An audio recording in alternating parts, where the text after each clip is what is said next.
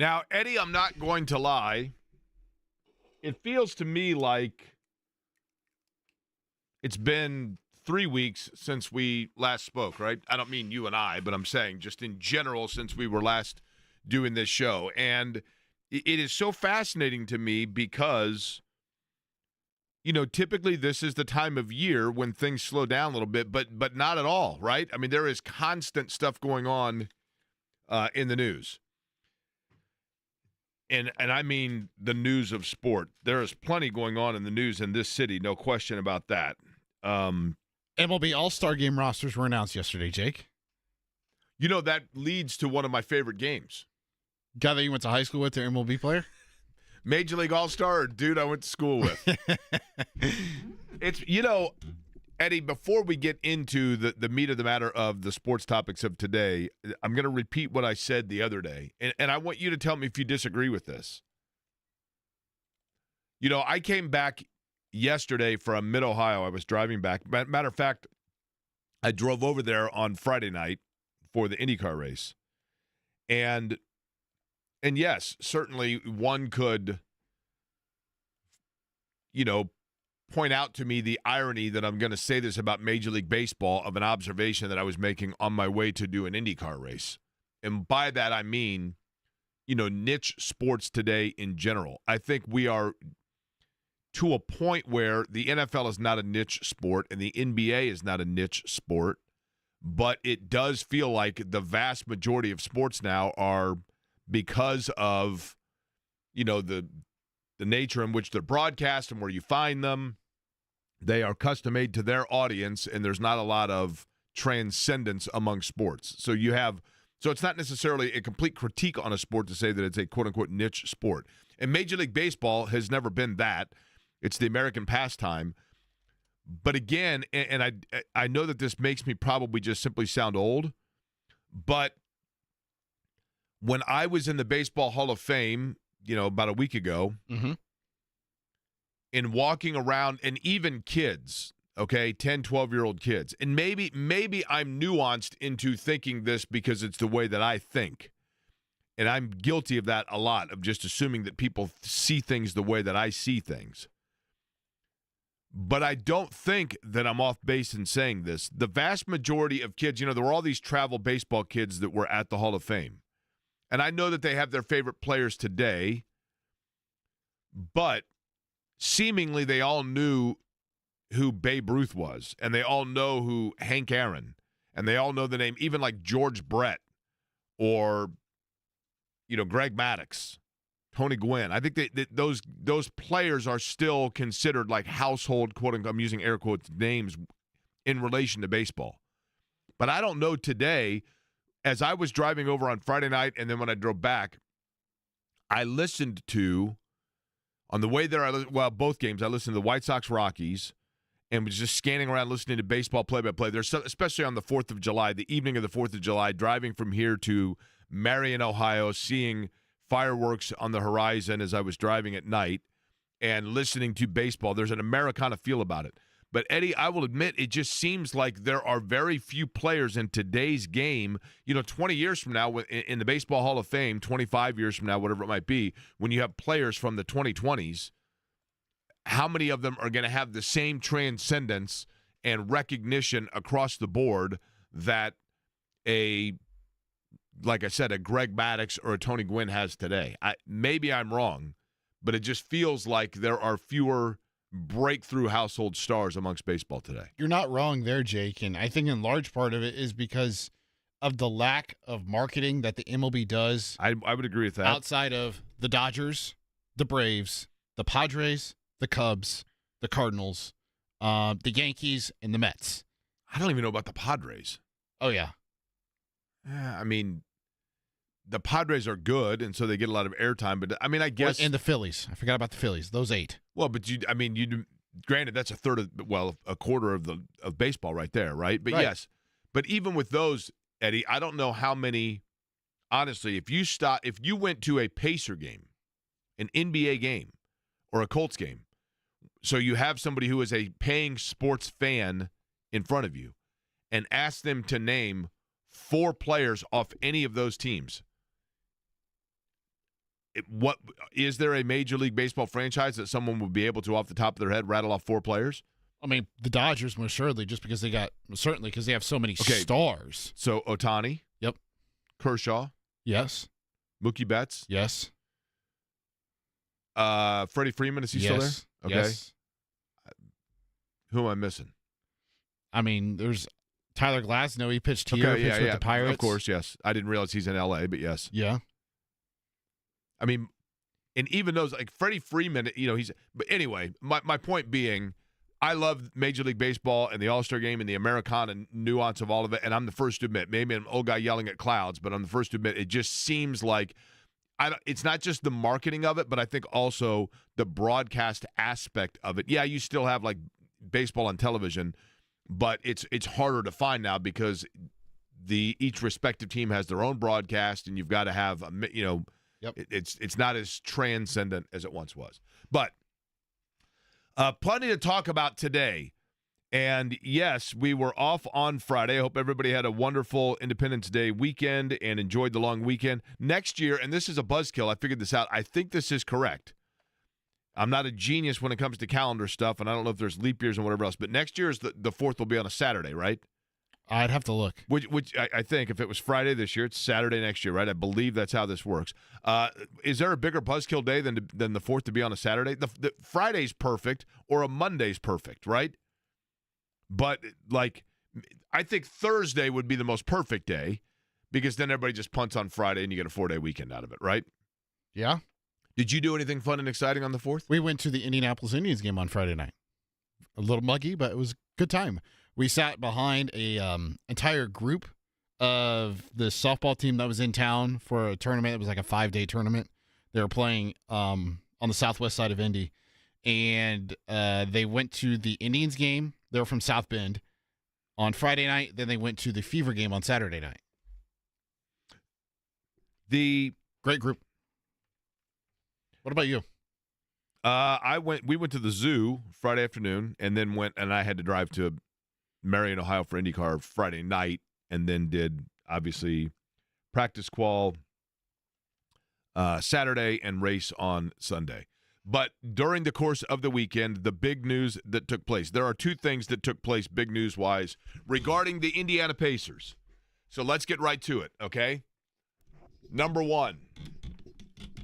And I'm going to mention this just because we do a sports talk radio program, and it's fun to mention. Now, we're probably going to have answers for this around 1 o'clock. Kevin Pritchard will speak with the media around 1 o'clock today.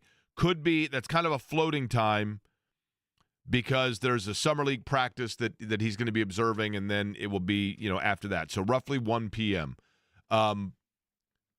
One of the big questions, and Eddie, I think we have an answer on this, but I'm going to throw it out there anyway just for the sake of things that make you go, okay? Miles Turner, we know, agreed to terms, at least we know this from reports, with the Milwaukee Bucks, right? Yesterday is when free agent signings can become official and teams can officially declare it. Now, if I'm not mistaken, and I have not looked in the last hour or so, because we were doing other stuff getting ready for the show today.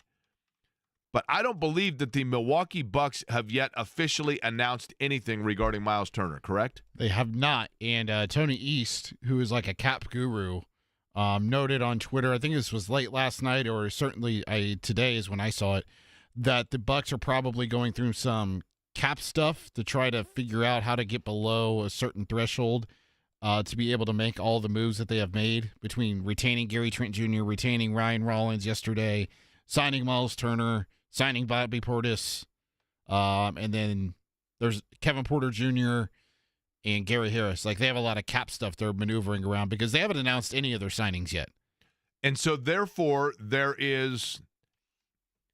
you haven't seen the movie, but in one of the greatest movies ever made, one of the things that is said in it is that hope is a good thing, perhaps the best of things. Jake, I had somebody reach out to me, and I think it was my only friend, Alec, said that he would be willing to either rent the movie or have me come over to his place and watch it because he doesn't think this watch party that you're going to put on for me and Jimmy Cook is ever going to happen.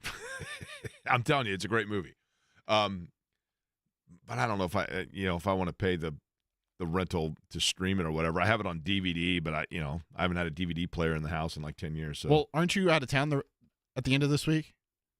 I am. Do you need a Boo sitter? Yes. Well, leave it there, and I can watch it. Me and Boo can watch it together. Okay, I like the sound of that. That's cool. Boo knows the lines. And then I'll drink you dry on your Rheingeist or your Surfside.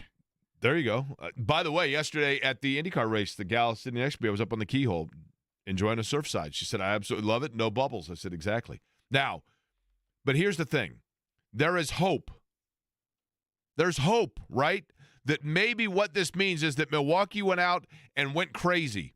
Milwaukee went out, the parents gave them the credit card, and they went out and just racked it up. Like when you were in college and you showed up on the first day of class in college, and you're sitting there and there was a credit card application on every desk, and if you fill it out, you get a pound bag of peanut M&Ms and a 2-liter of Mountain Dew, and you're like, let's go. And then the credit card shows up, and you're like, free money. And you just start spending it galore. Everybody just starts spending money. Look at this. I'm just buying everything on my credit card. And then you forget, there's an interest rate on this, and then the credit card company sends you a bill, and you're like, wait a minute, the spending spree was fun, but now the chickens have come to roost.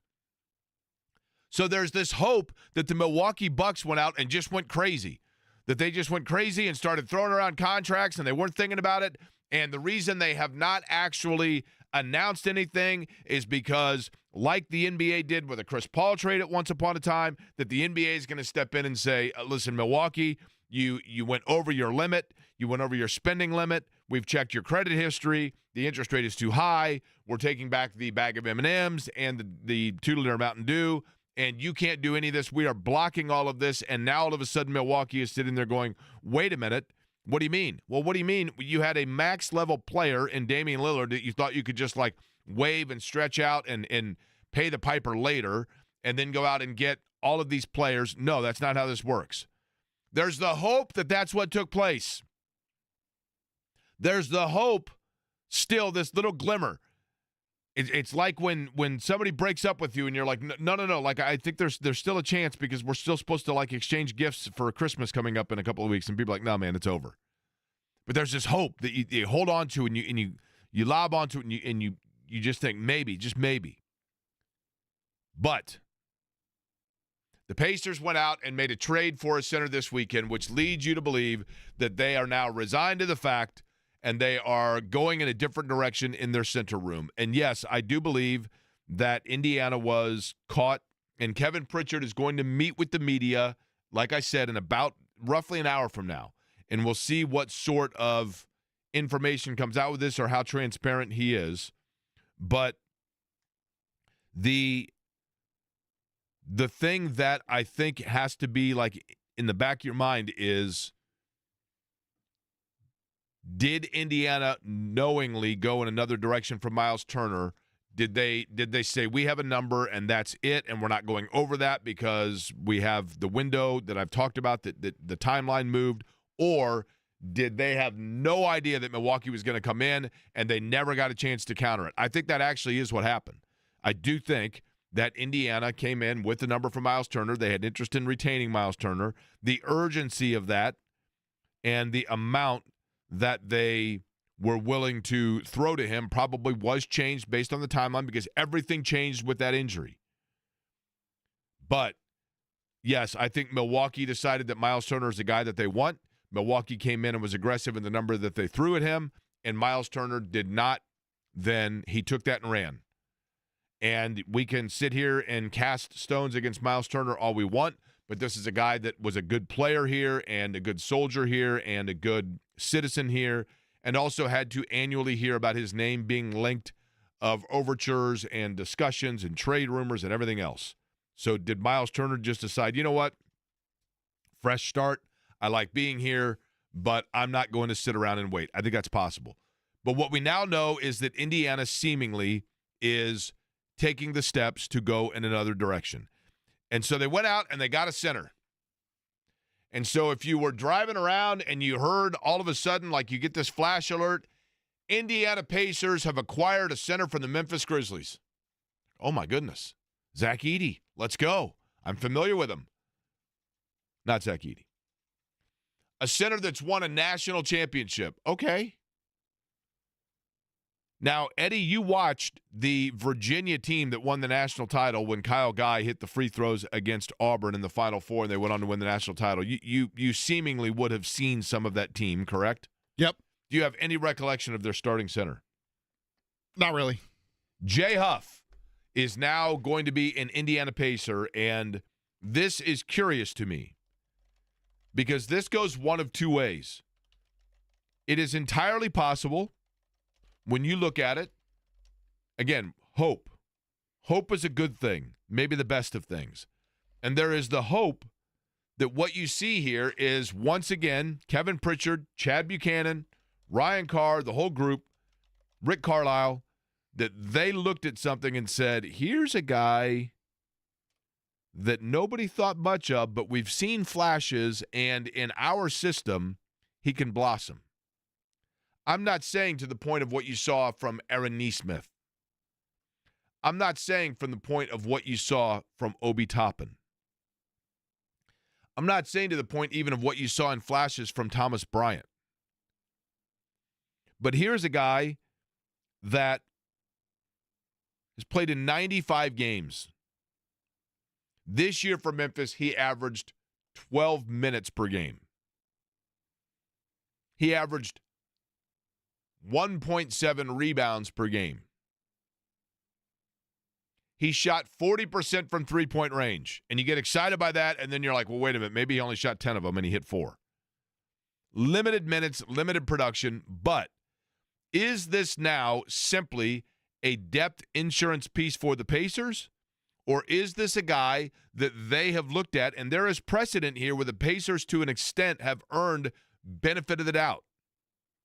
And by benefit of the doubt, I mean they have shown an ability based on their system and based on their scouting of players that they can put players in position that player then thrives. But basically what they did, Eddie, is they went out and they got Memphis's Tony Bradley, right? Yep. I mean, isn't that the easiest way to say it? In terms of the roster spot on the depth chart, yes.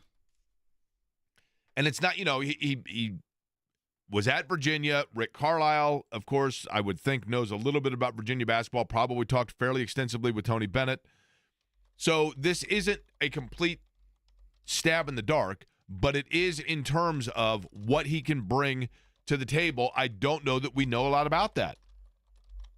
So we're going to talk to Drew Hill, who we've had on the program before. Drew's going to join us coming up at 2:30. He covers the Memphis Grizzlies, and he can give us a little more indication and insight as to what exactly the Pacers are getting. And we'll get into that coming up here just a couple of minutes. Another thing I wanted to get into today at some point, Eddie, and we can get further into it. You are familiar, I assume, with Carolyn Peck, correct? Yes. She coached at Purdue. She is on television now. She had an interesting comment. I don't know if you saw it or not. And I wondered how long it was going to be before this comment grew some legs. And it did a little bit. But the Indiana Fever now. Mm-hmm. The Fever, granted, now coming off a loss, but they started, they turned that corner there, right? They won the Commissioner's Cup, and then they've won 2 in a row. Caitlin Clark is still out with that injury. She's missed, I believe, 5 games. Carolyn Peck saying on ESPN that Indiana is, quote, more dangerous without Caitlin Clark on the floor. She said the following, quote, I think that Indiana is even more dangerous when Caitlin Clark doesn't play because she's a ball-dominant guard. The ball's in her hands a lot, so you know what you need to try to take away. But when you look at Indiana now, they've got so many weapons. When you have a point guard like Kelsey Mitchell and Arian McDonald making plays on the perimeter and a post like Aaliyah Boston, I'm going to tell you, Indiana, they are a threat, and it's specifically on the defensive end. Mm-hmm. Now, this is always clearly Caitlin Clark is a fabulous basketball player. And clearly, when you have a fabulous basketball player on your roster, you would rather that player be on the floor than not on the floor. But it is not unprecedented to have a great player when they're not there and a team gets kind of that jolt of energy and rallies and plays well. It's not unprecedented that you then say, wait a minute, are they better without that player? But, and I'm trying to think of examples in the past. I know that we've had it before where, you're like, gosh, as great as that player is, does it make them more balanced when they're not on the floor? They've played as many games without Caitlin Clark as they have with her, by the way. They've played 9 each. The record is essentially the same, right? Yes. And so that's that question I think she makes. I don't think that I get what she is saying there. I'm not saying I agree with it totally, but I understand the thought process of if this is a team. Remember when Tyrese Halliburton's a wonderful player. But do you remember like when the Pacers went up and beat Minnesota without Tyrese Halliburton and people were like, I don't know, they played so well balanced without him. Or the games where he would have off nights and people are like, are they better when he's not on the floor because they're more balanced and they spread it around? I'm not saying that I agree with it, but I understand the mentality there. Problem is, eventually, those things start to wear themselves out, if that makes sense. In other words, that balance of spreading it around, eventually, to use the phrase that I always use, that water starts to find its level, or those holes start to present themselves. But I understand what she's saying in the fact that Caitlin Clark, when Caitlin Clark is on the floor, defensively exactly what you need to do to try to stop Indiana and what their primary option is. Yeah, you just get back to equilibrium, right? Look at you. Thanks. Water finding its level, yeah. Meniscus. It goes over the meniscus. The law of averages. But honestly, can you see what she is saying there? I'm not saying do you agree with it, but can you understand it? I can understand it. They are much better defensively, it seems, at least right now, without Caitlin Clark, just because of the presence of Ari McDonald in the starting lineup, because that's what she is, a defensive-minded guard player that likes to get up and press you and go the entire length of the floor, get up right up in your airspace, preventing you from getting anywhere. And when you have Lexi Hull, who's a terrific defender out there as well, Natasha Howard is a former defensive player of the year, Aaliyah Boston's a great defender. Like, you've got 4 great defenders out there, and Kelsey Mitchell is, above average in terms of defense. So that makes 5 solid defenders. Of course your defense can be better.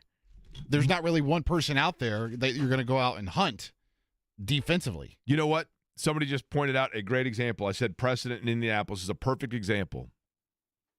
And I'm going on the way back, but it's a perfect example. I remember in the letter-rip Colts, when they made their run, people forget this. The Jim Harbaugh, Aaron Bailey pass in Pittsburgh, the win in San Diego, the win in Kansas City. People forget. Marshall Faulk was hurt. And it was the combination of Zach Crockett and Lamont Warren, and then Harbaugh flinging the ball around to the sudden emergence of Sean Dawkins and Floyd Turner, and the balance of their offense where you kind of never knew. Now, I would have liked Lamont Warren to not get tripped up on that play in Pittsburgh. I'm not going to lie about that, and Faulk might have made a juke. But at that time, that was when people were saying, wait a minute, Marshall Faulk's a tremendous player. He's a wonderful talent. He's Mr. Excitement. But are they better without Marshall Faulk on the field? Because they then have to spread it around and go with diversity and constantly keep people guessing, as opposed to a defense honing in on it. Marshall Faulk, thank you for whoever said that. That is a perfect example of what I'm talking about. I don't think it's the case with Caitlin Clark, and Stephanie White is going to join us tomorrow, and, of course, she has history with Carolyn Peck as well, both of them with Purdue, so we'll ask her thoughts on exactly that. I think it's an interesting perspective, and I wondered how long it was going to be before people started to bring that up and bring that out. Dirks Bentley, we've got tickets to give away, correct? Yes, Dirks Bentley. That is not too far away. 12 days, a matter of fact. Ruoff Music Center will have a pair to give away at some point during the show. Did you happen to see, by the way, the video of Oasis? No. For the first 2 shows in London? Did not. Let me tell you. Now, I'm a little bit worried about this because Oasis is threatening that they're going to block like a lot of the tickets that were sold from admission to the concert in Manchester, which I'm going to on Friday and Saturday. Oh? That could be interesting, but it's in a park. So, maybe I get arrested like if we charge. I don't know. We'll see what happens. But nonetheless, the reunion tour for Oasis is underway. They had their first 2 shows over the weekend, and now their next 2 shows coming up. But Dierks Bentley equally as big. Dierks Bentley huge here in the U.S. We have tickets Saturday, July 19th, Ruoff Music Center. We will give tickets away later on in the program today. Big show lined up for you. Mike Chappell going to join us coming up at 1 o'clock.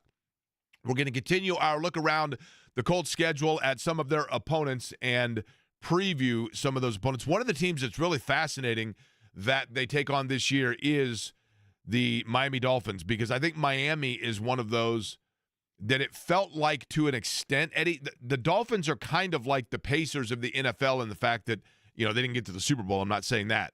But there was this thought that, like, look, Miami plays so fast, and look at their offense is just so dynamic. And then they had an injury with Tua. And I know it wasn't necessarily to the injury of like an Achilles, but when he was then sidelined and you wondered about his future, you wondered what that did for Miami and what their timeline is. They're one of the teams the Colts are going to see this year. Are the Dolphins still giving it one more push? They've made a trade. Are they backing away from things and resetting the table? Chris Perkins, South Florida Sun Sentinel, going to join us coming up halfway through the show, about an hour from now. Scott Dixon, 145 today, a winner yesterday in Mid-Ohio at IndyCar. And then, as I mentioned, Drew Hill will join us as well. We will let you know what Kevin Pritchard has to say in what is not an official press conference, so to speak, but immediate availability at 1 o'clock today regarding the Pacers. But when we come back, we'll get more into what exactly they did over the course of the weekend and what is yet to be done with the blue and gold. We will answer both of those things and discuss it here on this Monday edition, Query & Company, 93.5 and 107.5 The Fan.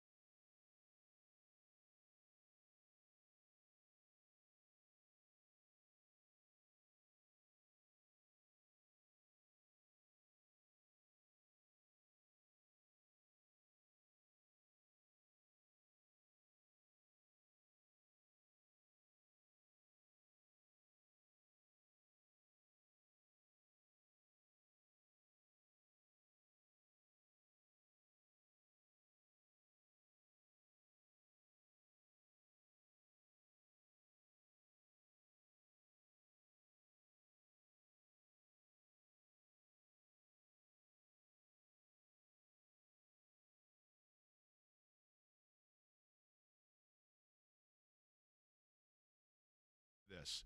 If it's a manic Monday, doesn't manic mean like overly happy? I know manic also can mean like crazy.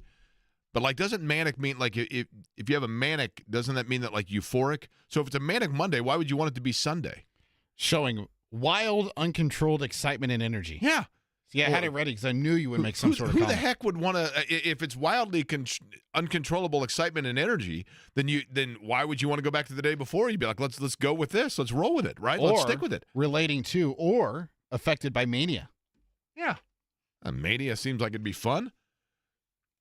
So is it manic, the fact that the Pacers now have a center that, and, you know, there was discussion a lot about this, I know, on the morning show this morning. They were talking with the play-by-play voice of the Memphis Grizzlies, saying that Jay Huff is a guy that does have a little more athleticism than what you would expect. And what I found interesting was this.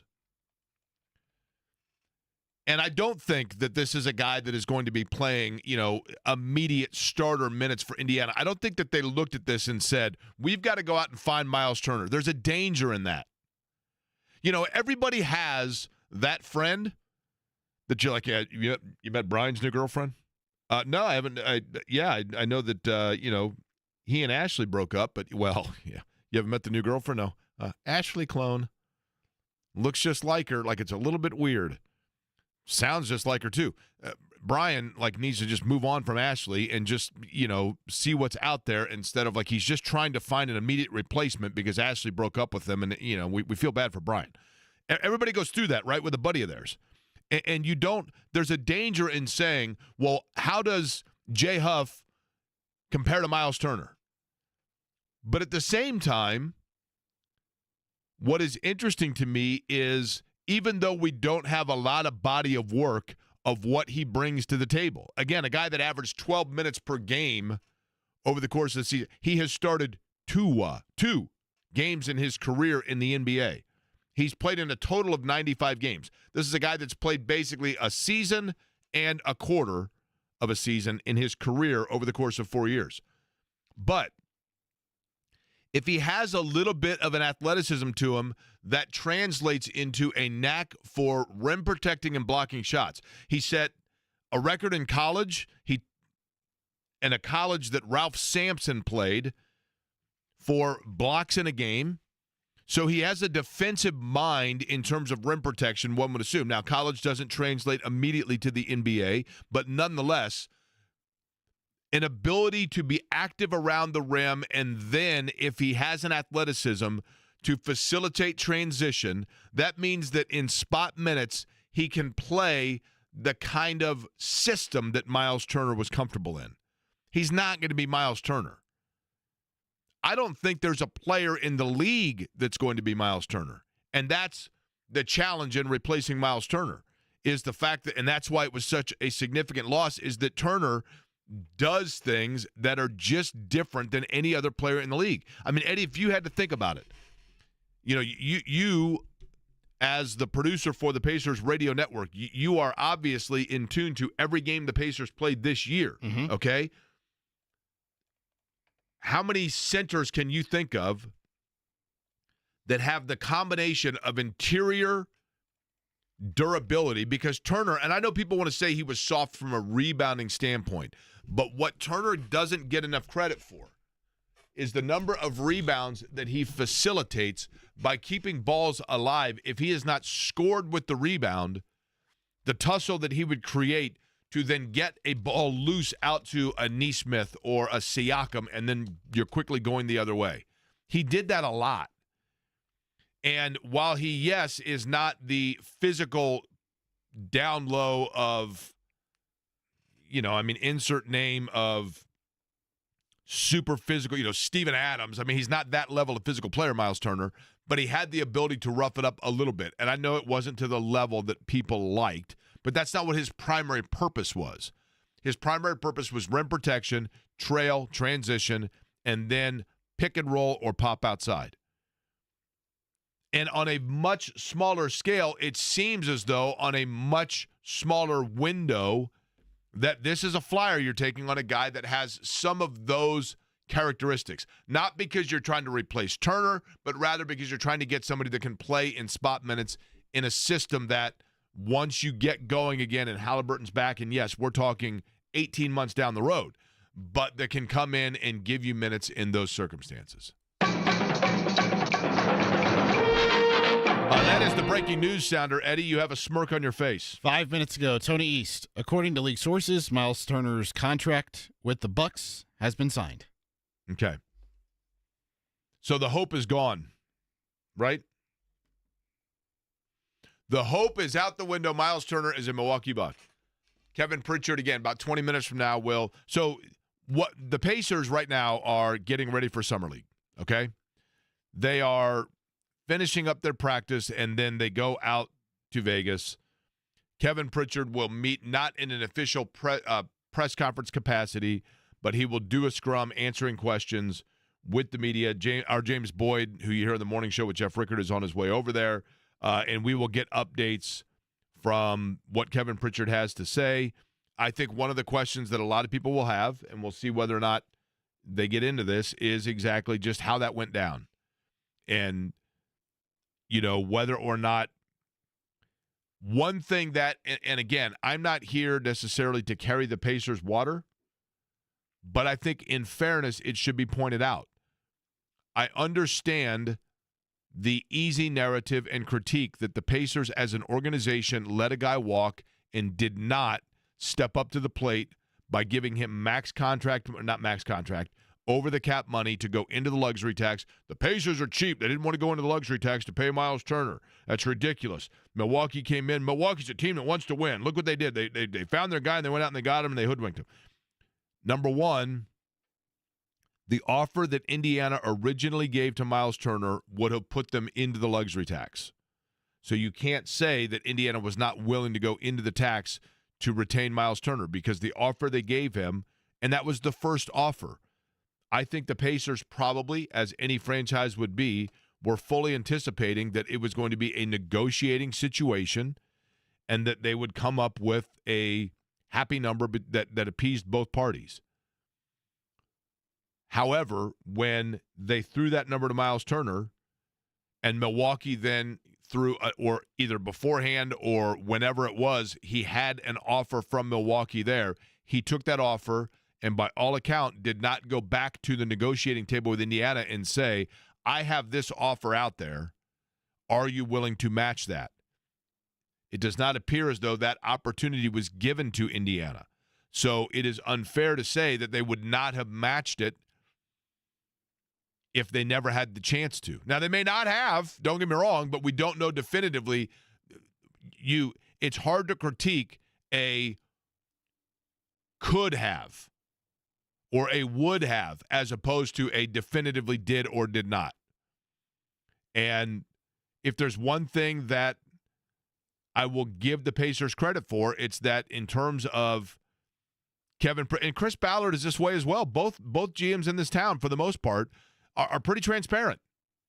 We want to decipher and we want to play all kinds of, phone drill and interpretation and body language games sometimes with these comments that are made within the brass of the two top organizations in town. But more often than not, after the fact, you look back and go, that's pretty much what they said. Ballard in particular, I think at times people get frustrated by it because whether he's right or not, he sticks by what he believes in something, and people get upset about it. And then after the fact, after the draft or whatever else, you go, yeah, he pretty much said that was the guy they were going to go after. That was what they were going to do. Something happened yesterday, fairly historic, that was impressive. Surprising, but impressive. I'll tell you what that is, and Mike Chappell, I'll tell you that next, and Mike Chappell joins us at 1.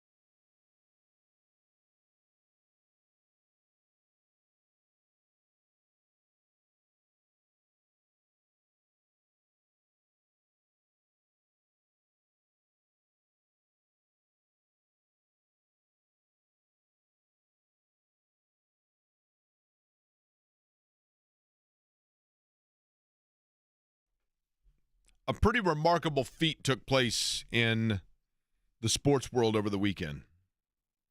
A pretty remarkable feat. You're talking about Nico Hülkenberg finishing on the podium in F1? I did see that. There was a wild celebration for that, right? After I think it was his 239th race, first career podium. That is one of the things. Another, of course, would be, on Friday, Joey Chestnut, right? Colson Montgomery making his major league debut for the Chicago White Sox. So he had a heck of a catch, right? Yeah, and then he had a triple for his first career hit. I wonder how many guys in baseball history have a triple for their first hit. That's got to be the rarest feat, right? I would assume so. Or an inside the park. Yeah, I almost feel like an inside the park is more common than a triple. You just never see triples. But one of those feats, that of Joey Chestnut, I say that a little bit tongue-in-cheek because obviously, and they play that up, right? They play it up like it's this huge, sport competition. But I have to admit this, and I didn't watch that live, but I saw as everybody did, the replay of it and whatnot. I watched it live. Okay, here's my question. Yep. So Joey Chestnut was at 70 or 71, and this is not, by the way, the feat that I'm talking about. There was another thing that happened over the weekend, but official results 70.5. Okay. What was the runner-up had how many? I have no idea. I think it was like 40 something, right? So here's my question. At what point, if you're in that competition, do you just punt? What is the purpose? If you're on hot dog 34 with a minute and a half left, and you look over and this guy's on 62, why do you keep going? What is the personal record? Is that the point? I guess. Is it simply the point? Yeah, I guess people can say like, well, Jake, you do the mini marathon. Why are you going if you are kissing the bricks and talking to Dave Calabro as you look up on the video board and they're interviewing the race winner? Why go the other 6.5 miles? Okay, fine, fair. Second place had 46.5. I mean, why even leave the house? Third, 45.5. Yeah. I mean, can you imagine the only worse feeling than losing by 25 hot dogs is eating 45 of them, right? I'd have to go back and watch. At what point did he eat dog 47 and he could have just coasted the rest? That's exactly correct. Just sat there, exactly regrouped. Correct. Right? He could have shut it down 6 minutes in and just chilled. Can you wonder how he imagine that trains level his of taunting? esophagus. What's that? Wonder how he trains his esophagus for all that meat action. He's okay. Okay. Yeah, Eddie. A year now, I've sat here with you for 3 hours. It took that long for you to finally get into middle school and then giggle to yourself. Congratulations. Thank you. But the other big accomplishment over the course of the weekend, and this is remarkable. In auto racing, when you finish on the podium, you are handed champagne. There are some exceptions to those practices. Marco Andretti, for example, when he won his first race, Graham Rahal, they were 19 years old. So they were handed sparkling grape juice because they were not old enough to be given champagne. Think about the fact, and I pointed this out yesterday at the end of the race. Scott Dixon has a win streak in IndyCar of consecutive years with a victory. Okay? Now, it's impressive. In Major League Baseball, if there was a pitcher that recorded a win and you kept track of it. Nolan Ryan probably had a win in like 24 consecutive seasons, I'm guessing. Greg Maddux probably in like 18. I don't know how many years he pitched. I guess 18 years, something along those lines. Scott Dixon's streak of years with a win in IndyCar racing is old enough now to drink the champagne that he gets for being on the podium. He yesterday won a race for the 21st consecutive season. The 21st consecutive season. Think about the number of things in your life that you do professionally for 21 consecutive years, let alone to do it at the highest level. Now, this happened yesterday at the Mid-Ohio Sports Car Course where he has been dominant. But there were certainly whispers of, matter of fact, I mean, I will admit, I had the conversation yesterday with somebody like, man, are we starting to finally see like father time on Dixon? Not that he's not an elite level driver, but just that little hair of a tick that used to always have him in the podium, and now it's like 5th and 6th. And yet yesterday, he did what he does best in kind of preserving his car, going on a fuel strategy, and then late in the race, he's running second. His teammate Alex Palou, who is going for his 7th win of the year, which is remarkable. And Palou bobbles in turn number 9, and Dixon makes that pass. And truthfully, my understanding is I didn't see the television broadcast because I was doing the radio broadcast. But if you want to know how good Alex Palou is, the true testament to Alex Palou is the fact that neither the radio broadcast that I was on nor the television broadcast really caught that, because we were watching a different battle, and I can't remember who it was, like a 6th-place battle late in the race, because there were like 6 or 7 laps left, and Palou, it was kind of a foregone, once he took the lead, it was like, okay, well, he's going to do Alex Palou things here and run away. And yet when he had that bobble, Dixon got past him, and then it was an epic shootout the last 5 laps between the two of them, because Palou he had more fuel and he could go faster, and Dixon held him off. But to do anything for 21 consecutive years in a professional standpoint at the highest level and win 21 consecutive races is truly remarkable. And Scott Dixon will join us later on in the program, about 45 minutes from now. But when we come back, yes, Eddie. I'll take credit for that win, by the way. I ran into his head mechanic last week here in town. And chief mechanic, the term we use in racing. Sorry, Jake. Mm-hmm. Didn't know we were going super technical. Chief mechanic, yeah. Ran into him, so I think I blessed him with good luck. Blessed the car. Okay. I yesterday went to the ATM at PNC Bank. Okay. So just saying, I haven't ran into the chief mechanic at all prior to in the season. And next thing you know, I run into his chief mechanic. He wins the next race. Eddie is available to stop by your barbecue if you're a chief mechanic within the NTD IndyCar If you just need some good luck, just invite me. I'll show up and I'll bring the good luck for you. If you'd like for him to make sophomoric jokes about the hot dog eating competition, he can do that as well at your barbecue. Hey, Mark Dykton texted me. He liked it. He said he used meat traffic. I did see him mention the term meat traffic. Mike Chappell joins us each and every Monday, scheduled to do so next.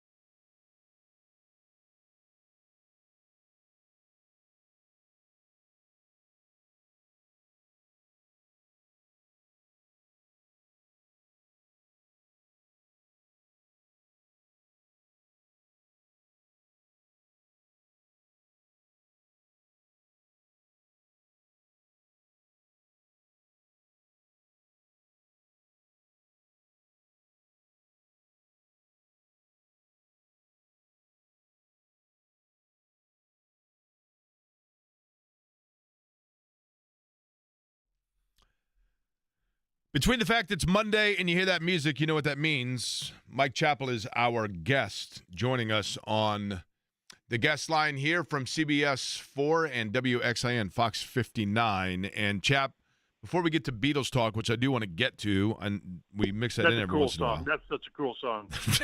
They're all cool songs from the Beatles, are they not? I know.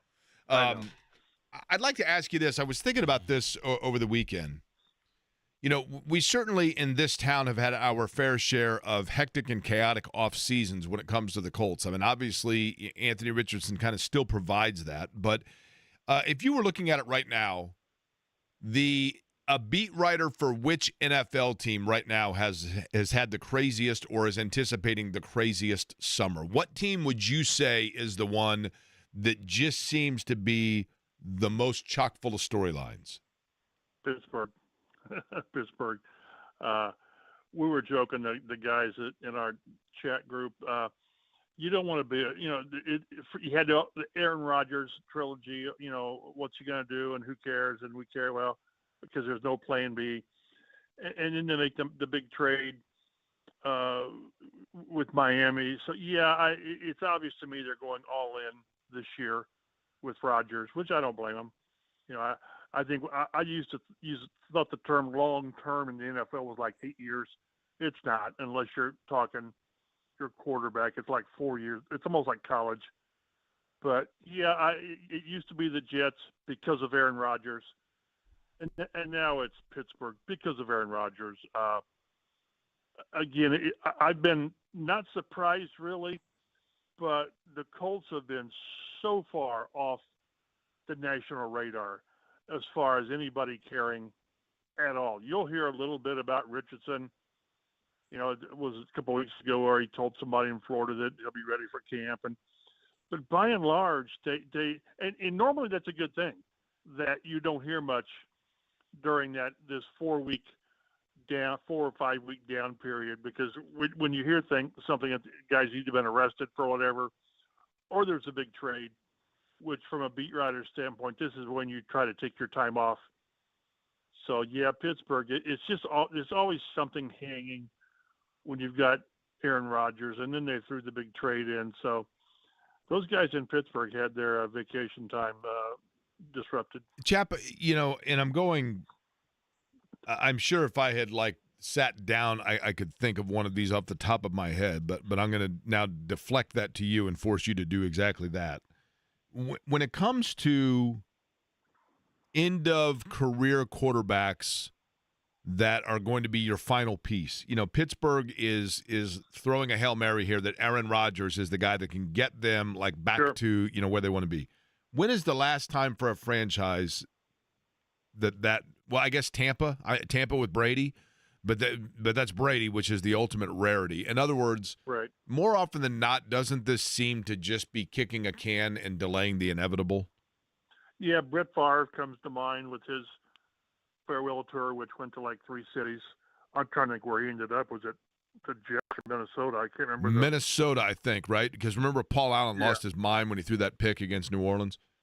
Right, but he was still playing at a pretty high level then. I mean, a winning level then. So yeah, normally it doesn't end well because Brady's is the aberration. It's kind of like with Jerry Rice and Jim Brown and Gale Sayers and Walter Payton. You take those guys out of discussions, but other than that, this team tried to get that one more year out of Matt Ryan, and it didn't work. Famously didn't work. So it normally doesn't work, and I don't know what Aaron Rodgers has to play. People would go back and forth. Well, he played pretty well last year, considering how bad the Jets were, and no, he didn't. And so again, if the Steelers roster is decent, all he has to do is be that 12th or 13th rated quarterback, which is what I've said about Anthony Richardson / Daniel Jones. Just come in, one of you guys come in and just do your job, make 6 or 7 or 8 plays when doggone it you have to make them. Not necessarily hero plays, although there's always a few of those, but make your plays.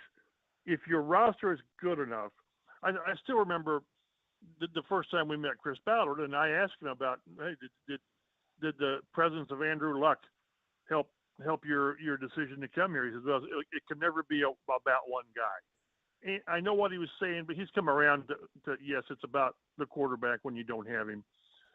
So yeah, but if your roster's in good enough shape, which that's the job of the GM and their staff, then you don't necessarily need Josh Allen or Patrick Mahomes or Lamar Jackson. You can be competitive.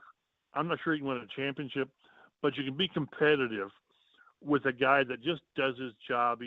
He has maybe 3-1 touchdown to interceptions, and he's 65% completions. And then you let the running game and the defense do their things. The teams, and we've seen them here. Andrew Luck, when the roster's not that good, the quarterback's got to play hero ball all the time. That wasn't necessarily the case with Peyton because they had good people. They had really good Hall of Famers around Peyton Manning. But when you ask your quarterback to play hero ball every week, he'll do it a lot. But at some point, the other team is just too good, and you can't make those plays. So, again, if the quarterback plays okay, I think Pittsburgh's got a chance, and I think the Colts have a chance if the quarterback comes in and just does his job. Chap, haven't we seen Mike Chappell, our guest here from CBS 4 and WXIN Fox 59, have we not seen with Daniel Jones that when he had stability around him, Daniel Jones played at some point at a high enough level that gave New York the confidence to think he was the guy and sign him. And then, they get rid of Saquon Barkley. And isn't it fair to say that there is reason that Daniel Jones might, in fact, get kind of a career relaunch here and turn into the quarterback that he has shown glimpse of in the past? Or am I looking through way too rose-colored glasses? No, you're looking through realistic glasses. And you talk to anybody inside the Colts, you talk to anybody across the league, and there's blame to go around, but most of the blame goes on the Giants for just being terrible at building a roster around him. 2022, they got their running game. Barkley rushes for whatever it was, 1,400 yards and double-figure touchdowns, and he was efficient.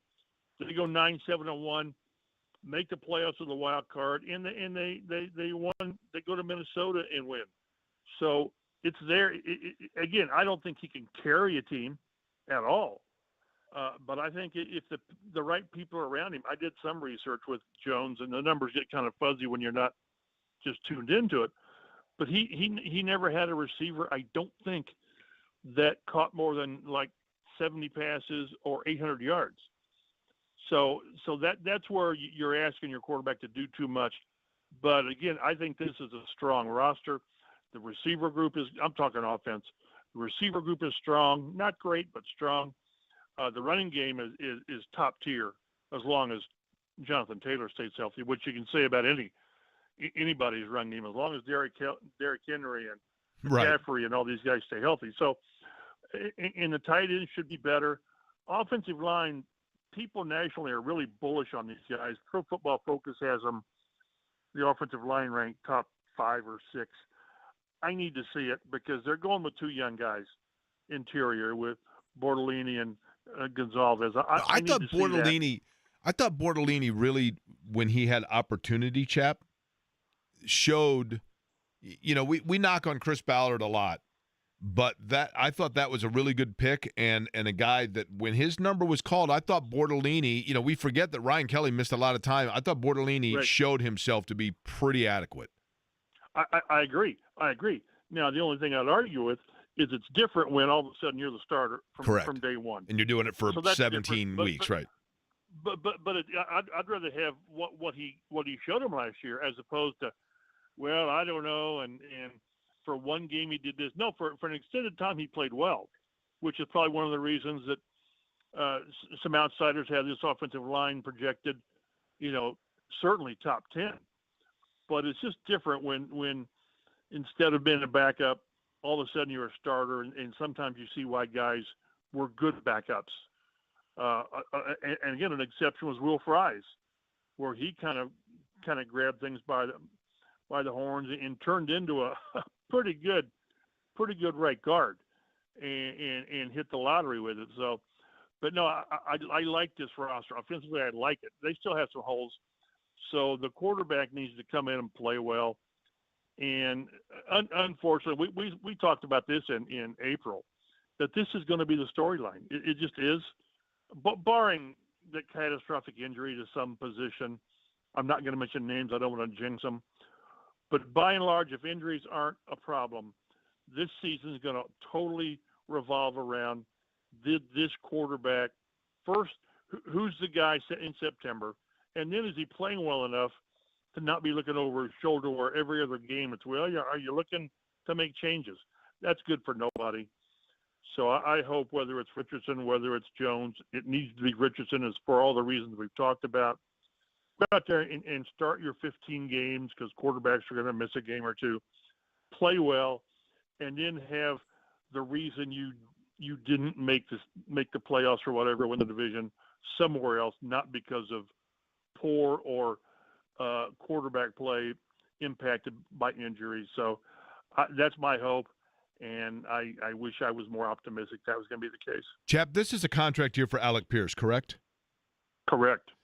Is there any chance that Indianapolis has yet to formally get that done because they're waiting to see what A.D. Mitchell is? Oh, I would hope not. If they try to sign Pierce early, it would be because they want to do what they did with Pittman and got him signed before contracts continued or just went through the roof.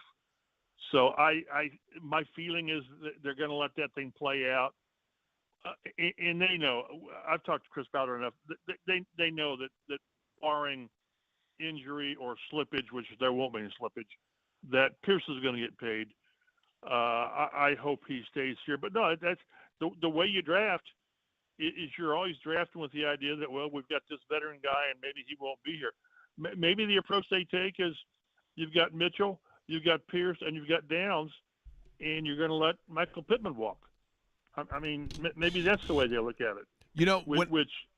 When I look at Pierce, and you tell me if this is a fair statement, Mike Chappell, when I look at Alec Pierce, I think now that we have seen – I think now we've seen enough evidence to know that Alec Pierce, for any games or any stretches where he is not a huge contributor in the receiving game, it's not necessarily on Alec Pierce at this point. It might have been early, but now, you know what I mean? Stylistically, I think he is certainly able to deliver when they have the weapons that are there to deliver for him. Does that make sense? And when they've got a quarterback capable of getting the ball. That's what I mean. The first couple of years wasn't the case. Correct.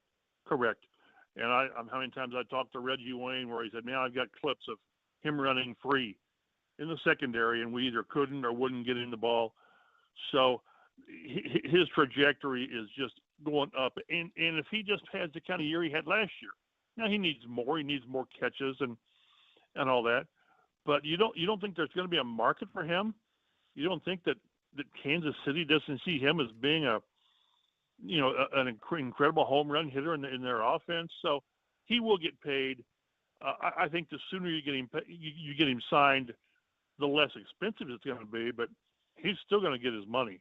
I don't know what that is, $25 million a year. I don't know. That's probably the floor of what he's looking at. But again, as we've talked, that's a really good problem to have, because too many years they've not had that guy that, well, he's going to be expensive, but doggone it, we need to re-sign him. I think what's really interesting is how do they view Michael Pittman. And I love Pitt. I think what he brings to the team and the position is incredible. I wish he was a little more something, more of a deep threat, more of a burner, I guess. But not everybody can have Justin Jefferson and Jamar Chase. That's why I say they got Pitt at a really good price. But again, do they look at the end of his? I think he's got another year, I think, on his contract. Do they look at that as they'll let him walk and then they'll go with Pierce and Downs and Mitchell, and then find the fourth guy? That's what's really, really interesting. And Pierce, the way he's wired is, if there's a fall off, it won't be his fault. It won't be because of lack of work or lack of focus. It might be an injury, heaven forbid, or whatever. So this is a good, issue to have. It's like with Quentin Nelson. To this day, I was never on board with using a 6th overall pick on a guard, although he's on path to be a Hall of Fame guard. But he's a guard. I'd rather him be a left tackle. But if you're going to make that pick and you hit on it, then in 4 years, 5 years, then you got to pay him, monster money. Well, that's a good problem to have, as opposed to having a player that you don't know about, and you're kind of, well, another year maybe he'll be this, so we'll give him the big contract. So they've done a good job drafting to where they've got interesting questions. Next year, Kwity Paye. What do you do with him? Eddie just pointed out Bernard Ryman's got to be getting close too, right? I don't think they've extended. He's a free agent at the end of the year. Yeah, and he's played himself into a big contract, right?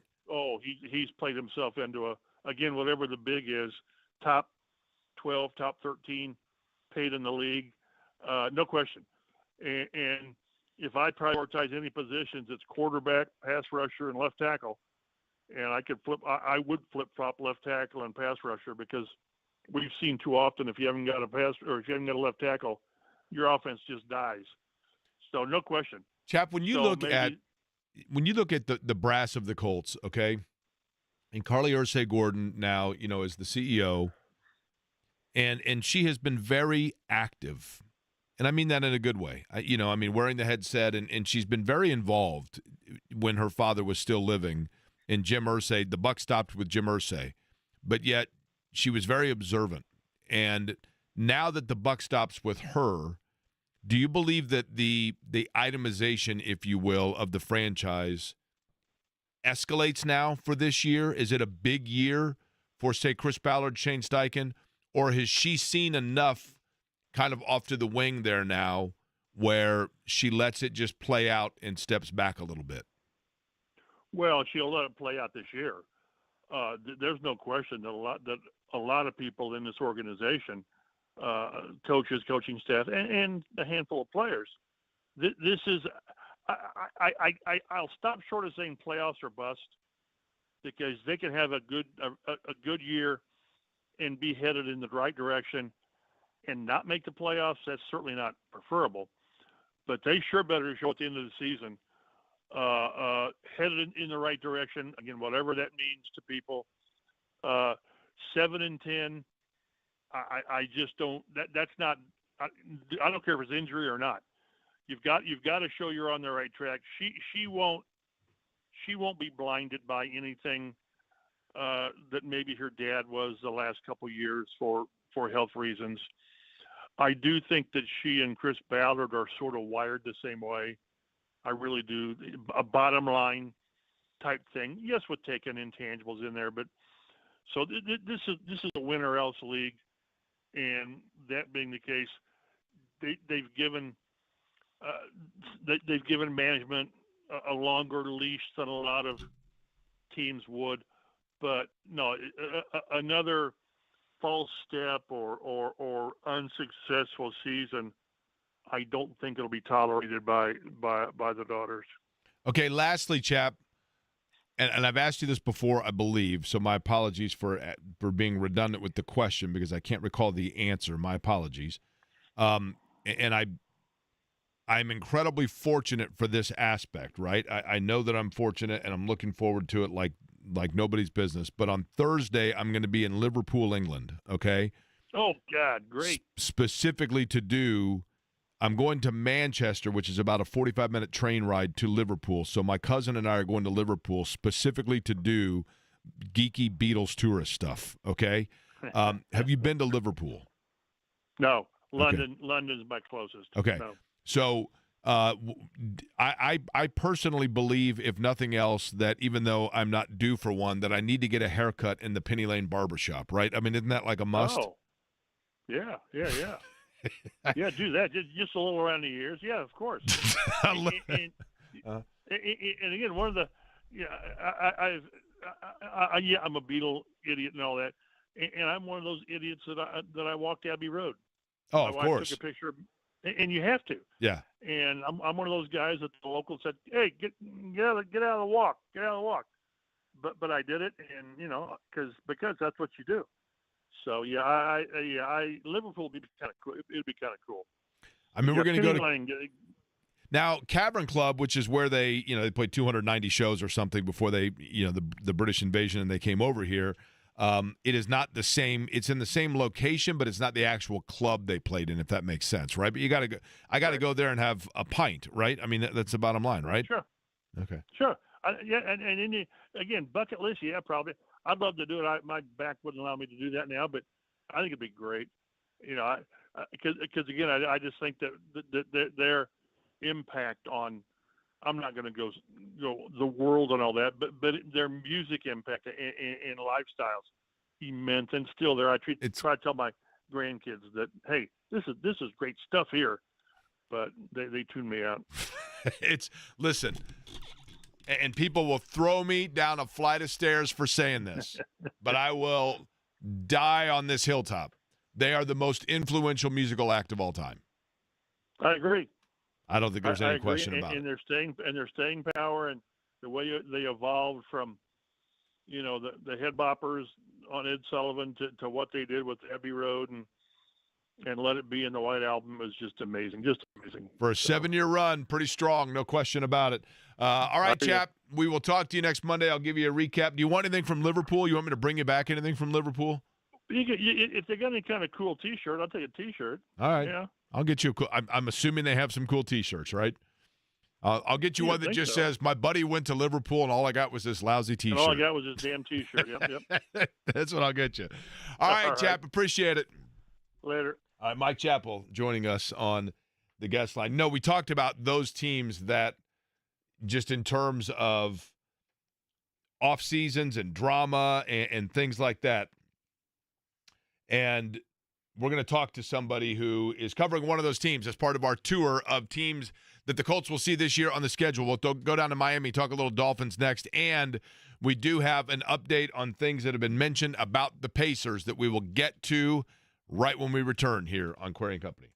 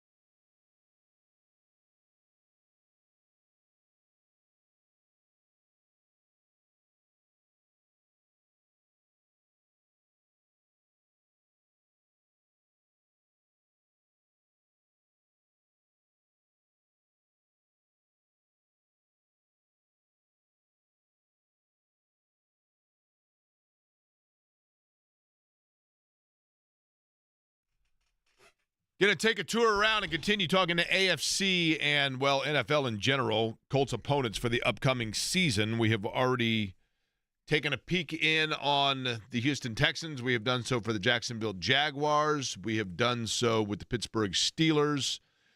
Miami Dolphins up next. Real quick before we get to that, do want to mention, and we'll get more into this between now and the end of the show, and I know John will be all over it as well. Kevin Pritchard talking today after the Pacers Summer League practice, and I am paraphrasing here a tweet from Pat Boylan, but essentially what Kevin Pritchard has said, the Pacers were in deep conversation with Miles Turner. They were prepared to go deep into the luxury tax to retain him, but then were informed that he was instead going to sign with the Milwaukee Bucks. He also said that the Pacers have intention of signing James Wiseman once again, who last year, of course, suffered an Achilles injury in the first game of the year, was released. He was later picked up and released again, a free agent that has been working out at the Pacers facility. So that is the latest from there. We'll get more into that coming up later in the show. But before we do all of that, Chris Perkins joins us on the program. He is with the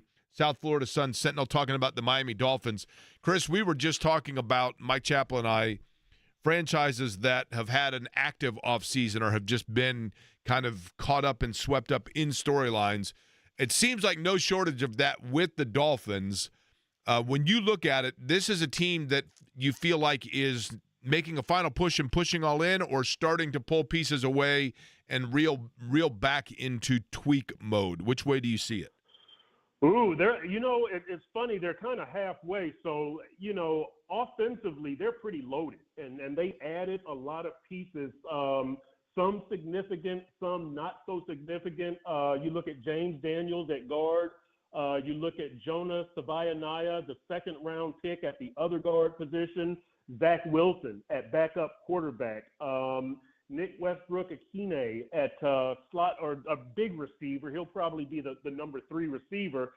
Defensively, you lost a lot. Headlined by Jalen Ramsey and Calais Campbell. They did draft Kenneth Grant, the defensive tackle, in the first round out of Michigan.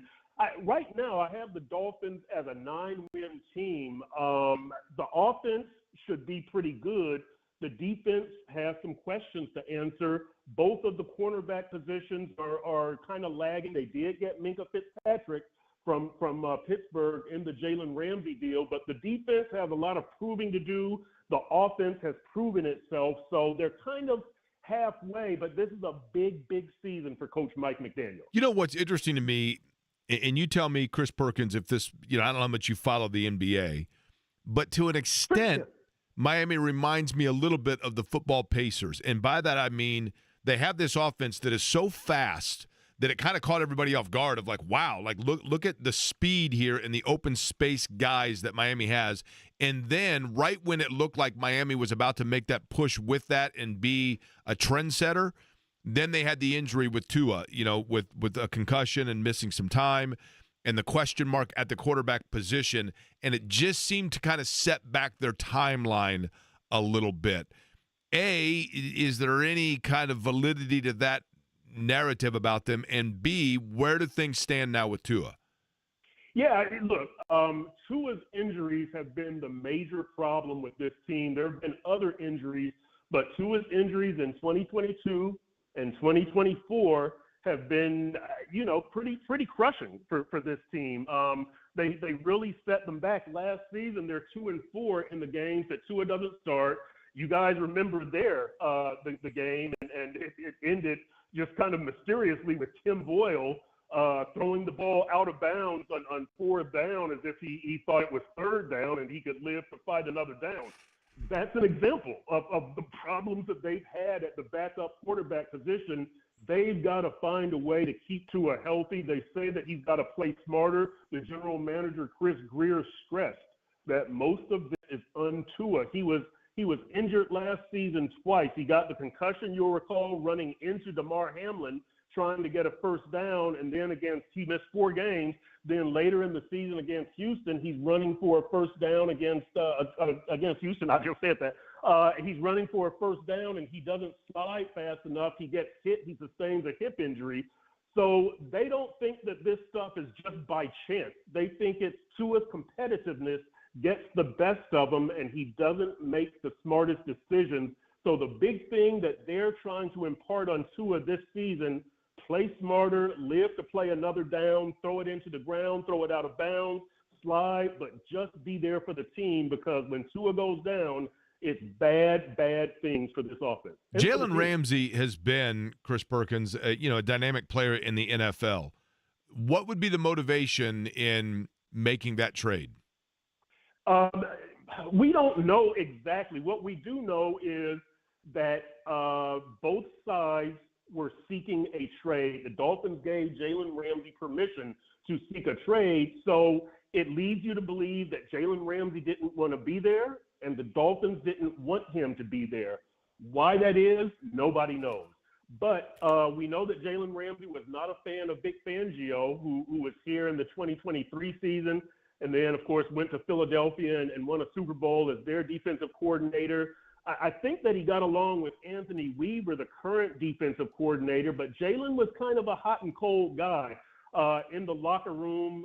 So we really don't know. He didn't talk to us, the media, a lot. We didn't see him talking to teammates a whole lot, although they do say that he was a good teammate. But that absence leaves a huge hole in this defense, a huge hole. So we'll see how they make it up. Defensively, they need their edge rushers, Jalen Phillips and Bradley Chubb, to be healthy. They got a decent season out of Chop Robinson, the 2024 first-round pick. And if you had those guys plus Jalen Ramsey, now you've got the makings of a decent defense. They did finish fourth in the league last year in defense, but the Jalen Ramsey absence is a huge absence for this team.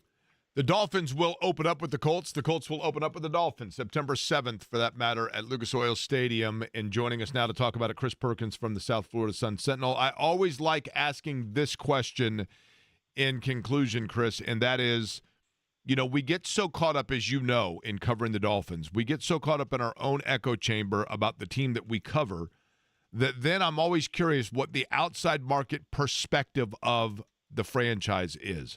Give me the South Florida from a million miles away perspective of the Indianapolis Colts and just their overall relevance or lack thereof in today's NFL. Well, I think that they're a team that could cause you some problems, especially, you start with Jonathan Taylor there, and they're a team that really could cause you some problems. So you've got to figure out, the quarterback position and what's going on there. I know that, Anthony Richardson, he's had some injury problems. He's had some difficulty there.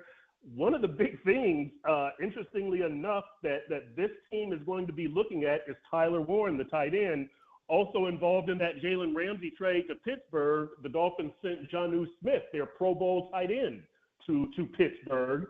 And when I mentioned Kenneth Grant, they drafted at number 13. The next pick, Tyler Warren, the tight end, who went number 14. Now, at the time, they didn't know how dire things were going to be with Jonnu Smith, but Jonnu turns 30 this year, so you could have made the argument that, you should have planned ahead. But I think Indy is a team that does have some talent and kind of could do some things. But, I'll put it like this. I think that they're a team that could cause some problems for a team such as the Dolphins, maybe not so much so for Baltimore, Buffalo, and Kansas City. Chris, we appreciate the time as always. Might even be trying to catch back up with you early September just before these two tussle to kick things off. But certainly as we get set for camp coming up for both of them, appreciate the time. Okay, let's do it. I'll be around. I appreciate it. Chris Perkins joining us on the guest line. I had mentioned that yesterday there was something historic that took place. I don't know about historic, but certainly impressive in IndyCar. And I believe Scott Dixon's going to join us on the other side. That, and we'll get you caught up on more that Kevin Pritchard had to say. We return here. Query and Company on the Fan.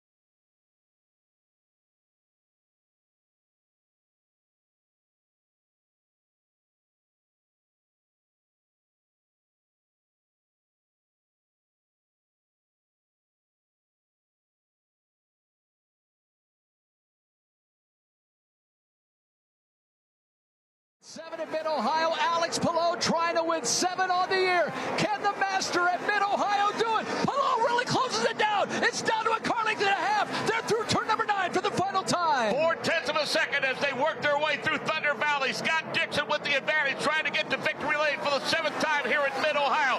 Advanced Auto Parts, twin checkered wave, and Scott Dixon takes advantage of a rare bobble by Alex Palou. He goes to victory lane. He wins the Honda Indy 200 at Mid-Ohio.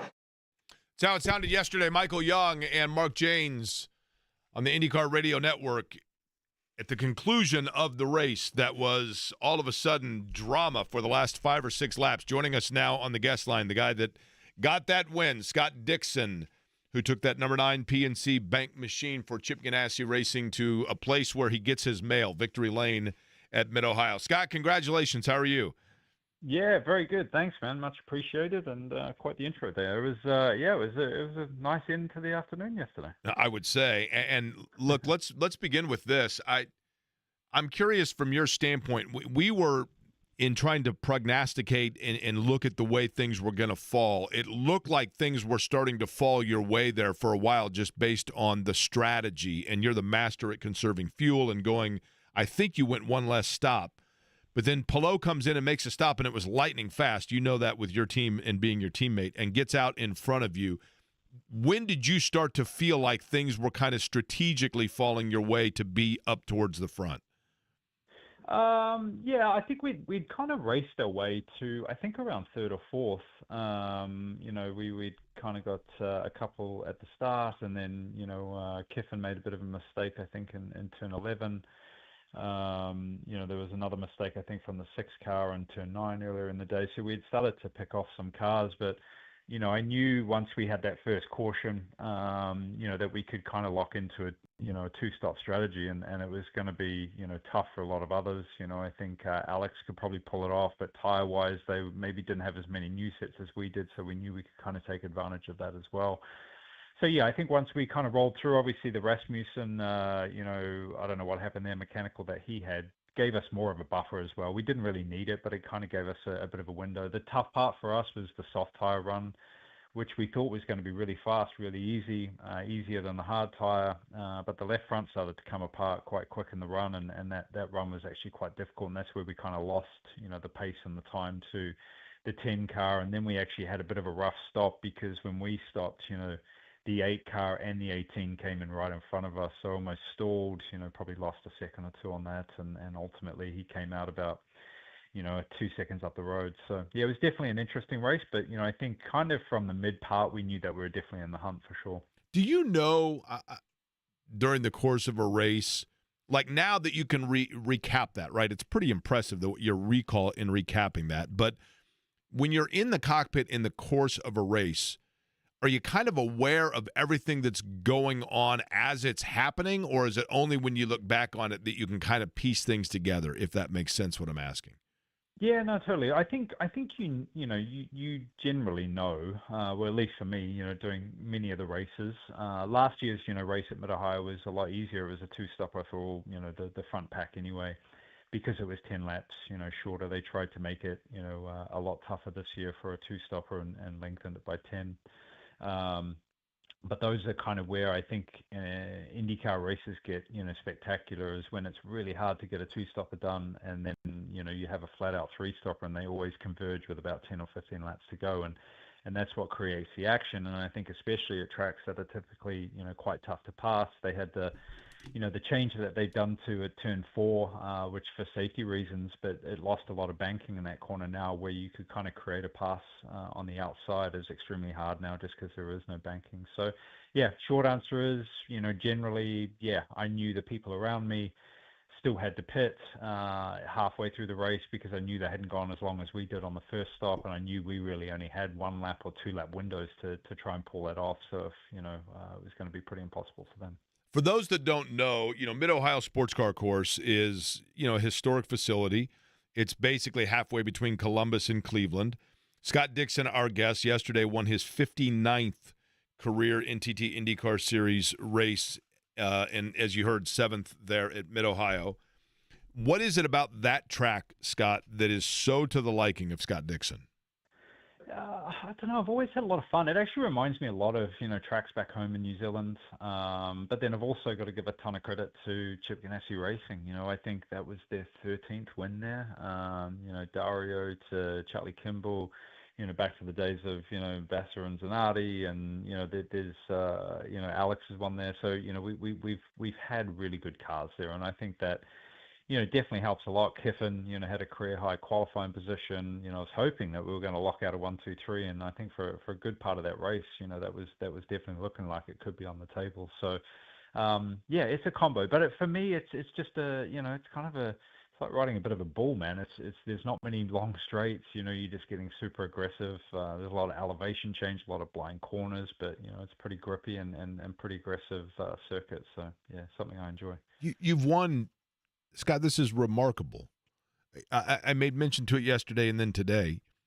Your streak of years winning a race is now old enough to drink the champagne. You've won a race in 21 straight years. Now, I'm not saying that to make either of us feel old, but what is it about that? What has allowed you this consistency where Father Time just does not seem, maybe at times even where I started to wonder, like, okay, is this the year that Scott Dixon has a little bit of a tick of a fall off, and then boom, here it happens again?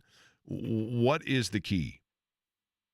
I think it's really enjoying it, man. Obviously it's a lot of hard work. It's a lot of late nights, and putting in the effort at the gym, and all of those things I enjoy. Though, I think when it gets tough, I think that's when you learn the most about yourself, about, your situation, about the people around you, and everything like that. And this year has been super trying, man. Like, even from, the first official test this year, we did one lap and, we had a failure, and that puts you onto an engine penalty schedule.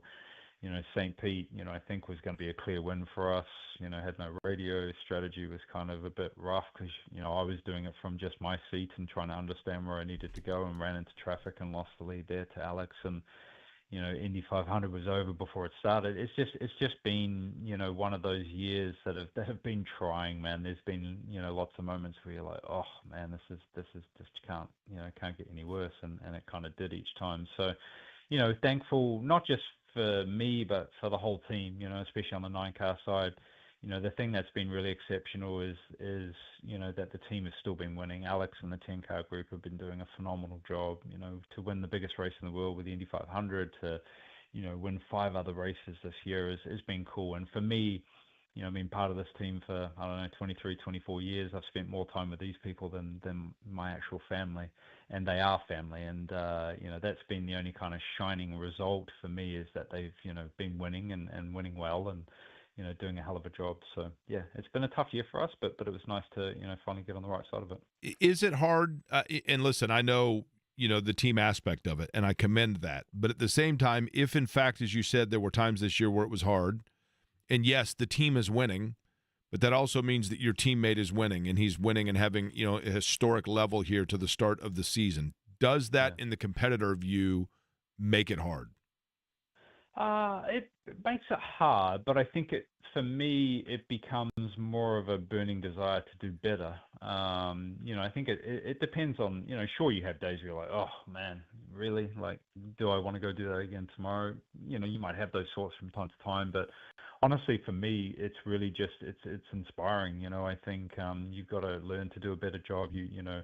That's what's fun about this sport, is that it's never the same thing. The target constantly moves, even if it's the same track, the same car, the tires are different, the weather's different, where you're starting's different, everything is always different. And, that's what makes it so challenging. So no, for me, it's as I said, it's been tough, but the good side of it is the team's been winning, and you can see how that is achieved. You just got to get on top of it. Scott, let me ask you one other thing. By the way, 8 wins away, so 2 other things. 8 wins away now from the all-time record that A.J. Foyt holds. Do you think about that? Not really. All I'm thinking about is this weekend coming up at Iowa and trying to win both races. So, if I can do that, then that definitely helps that record. But, as I said before about records, I hope it's something that you can look back on once you leave the sport and be happy with, and happy with what you achieved. But for me, it's just thinking about the next race, man. Okay, I wanted to ask you this in conclusion, and I've seen that, I've seen this out of you before, but I wanted to give you the opportunity to expand on it, or maybe for other people to understand that don't follow IndyCar racing on the regular. So yesterday I was in the keyhole. Okay, I'm broadcasting the race. I go up to the keyhole, and a woman comes up to me, and she can see because I'm wearing an IndyCar radio shirt. She says, "Do you work for IndyCar?" Yes, I do. And she said, and so she shows me a picture. She shows me a picture of her daughter, who is, I think, 22 or 23 years old, who has Down syndrome and has had some physical challenges lately, and she's decked out completely in PNC Bank gear. Okay, her daughter, completely decked out in it.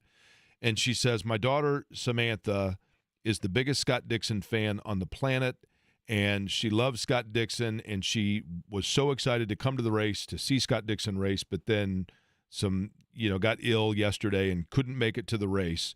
But after the race, this woman came up to me and was so elated over the fact that you had won because she knew how much joy in a difficult time that was going to bring to her daughter, Samantha, who goes by Sammy. And I was curious, just when you get into the nuance and the arrows are flying and you're racing and things are becoming challenging, Scott, is it ever at times, I guess, difficult to remember that we forget that people can find so much joy in what it is that you do? And yourself being a father and a father of girls, what does that mean to you to know that you can provide that levity to somebody in a time that's challenging? No, honestly, that's what it's all about. Hearing those stories. Hopefully, I've met Sammy before, and hopefully, can meet her, next year at the race as well, and we'll be doing our best to try and win. But no, it's you get locked into the competitiveness and what the sport is. But yeah, it's such a small part of anybody's life, right? Whether it's mine or yours or it's just, we're so lucky to be able to bring some joy to some people that maybe, aren't in a similar situation or are struggling, from one day to the next or having, those health problems at that time. So, yeah, I hope that put a smile on Sammy's face yesterday, and for us, it's, we're lucky. I'm extremely lucky. I pinch myself every day that I'm able to do, what I get to do, and that's why I want to keep doing it more, because I feel, a lot of people put a lot of hard effort into, being able to help me get to where I wanted to be, and I want to make the most of it, and hearing stories like that, man, it's just it's exceptional, and I really appreciate that. Well, it was exciting yesterday for sure. It's not often that Alex Palou makes a bobble, but he did, and you've got to be in position to be in position, and you were, and that was a testament to not only you but your team as well in getting that win, and now it's on to Iowa for two of them on a short bull ring there with a lot of traffic. But, Scott, we certainly wish you the best of luck in Iowa. I appreciate the time, all right? Much appreciated, man, and look forward to seeing you soon. All right, sounds good. Scott Dixon joining us on the guest line, winner yesterday. All right, we got Pacer stuff to get to as well, and Drew Hill, bottom of the hour. We're going to get into exactly what the Pacers have coming from Memphis. All of that 2 o'clock hour here, Query Company on a Monday.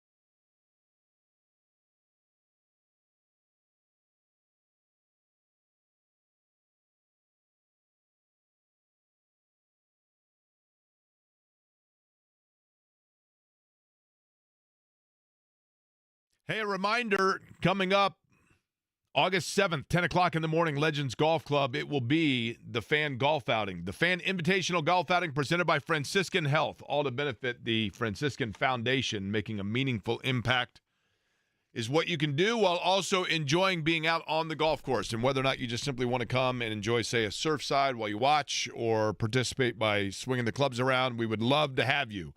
We'll be out there. I've only been golfing for a year, so rest assured you are probably better than I am. Kevin Bowen can give you some tips and pointers. He, of course, a state champion when it comes to golf. Eddie will be out there, I'm sure, hanging out as well. Maybe. Depends, Jake, if I have to be back here producing the show or not. We will be doing the shows out there as well. But we would love to see everybody. August 7th, all the ticket information is available to register for it at 1075thefan.com. Joining us now, we talked earlier about how the Pacers, Kevin Pritchard, didn't do necessarily an official press conference, but he did just do a media scrum answering questions. James Boyd, who you hear on the morning program here, the Fan Morning Show, along with Jeff Rickard and Kevin Bowen, joins us now because he was out there. James, let's begin with your overall takeaways. What was the biggest thing that you either learned or got confirmed in Kevin Pritchard's words today? I think the biggest thing would have to be that, one, he found out Miles Turner was signing with the Bucks via Shams Charania tweet from ESPN. And the second thing was that if he had a chance to do it all over again, he would not have had Tyrese play in Game 7. I know he mentioned, or Tyrese that is mentioned, he had no regrets, playing in Game 7. He would do it all over again, but he was saying him as a team, as the president of the organization, he would not have had him go out there and risk the torn Achilles. Interesting. Now, that leads to this. Let's just say hypothetically, and this is kind of irrelevant, I realize, but maybe it gives perspective, James, in your feeling, or maybe in Kevin Pritchard's feeling if he went into this. In any way, shape, or form, did Kevin Pritchard insinuate whether or not he believes, let's say hypothetically, if Halliburton had not gotten hurt, and therefore, let's say Oklahoma City wins that game, but they come within a game of it and Halliburton sits out. In that situation, does he believe that Turner comes back, and would they have made a bigger offer to Turner than they originally did? That's a great question. And you know what? We asked different variations of that, Jake, but he really wouldn't go there. He was just saying it's a complicated question, but he kept reiterating they were fully prepared to go into the tax and to pay Miles Turner a perhaps comparable number to what he signed for with the Bucks. And while he did not flat out say that Miles didn't give them a chance to match, he said he found out again that Miles signed with the Bucks through Twitter. He didn't find out through, Miles himself or through his agent or whatever. They were going to negotiations, he said, and he found out, I guess negotiations are over. He's going to Milwaukee. Do you think that Miles Turner, again, maybe it's irrelevant, James, but for what reason would you think would be the case that Miles Turner would not have then gone back to try to get an additional offer from Indiana? That's a great question. I think part of it may be, and this is me speculating, this isn't Miles at all, this isn't any reporting, it's just me just thinking. Perhaps it's after years of having to beg the Pacers for more money or to feel like, I'm on the trading block again, or I have to prove myself. He's like, here's a team that sees my value. They're willing to do, move heaven and earth, basically, by waiving Damian Lillard and signing me to give me what I feel like I'm worth without me having to beg or ask for it, over and over again. So maybe that's part of it. Maybe it was just this team believes in me. They gave me the money right away. I'm good with that. I'm out of here. Versus, okay, I've spent 10 years here being kind of pushed and pulled in different directions and never really being able to control my own future. What was Kevin Pritchard's overall demeanor? And I don't mean that to say I like Kevin Pritchard, but, upbeat, matter of fact, disappointed. How would you list it? I think he was pretty upbeat, and I think a lot of it had to do with, hey, don't count us out just yet. Don't write us off. We will be back to playing at this stage in his mind very soon, and obviously I wouldn't expect it to be next year, but he was even saying next year, we're not out here to sort of lollygag and tank or be some bad team. You know, he was saying we have the talent and guys that have a lot to play for and prove as well. So I think that was the overall theme that I got from Kevin. And he just kept saying, you know, I believe that I, you know, more or less, and this is me kind of, you know, my own takeaway from his overall statements is that I think in his roundabout way, he was saying we have earned the right, in a sense, to be trusted in these situations because we've made moves in recent years that have been really, really savvy ones and really good ones that have put us in a position to contend for a championship. So I do think they're a worse team without Miles Turner right now as of today. But is that the case a year or two from now? I think that is the bigger question. Okay, let me offer some names, and then you tell me if Kevin Pritchard addressed them and where things stand with them, contractually speaking, okay? James Wiseman. They're going to re-sign him today, he said, actually. Breaking news. Okay. And there was word of that earlier that was in play, so he's an interesting one because did he offer any indication as to when James Wiseman they believe will be available to play?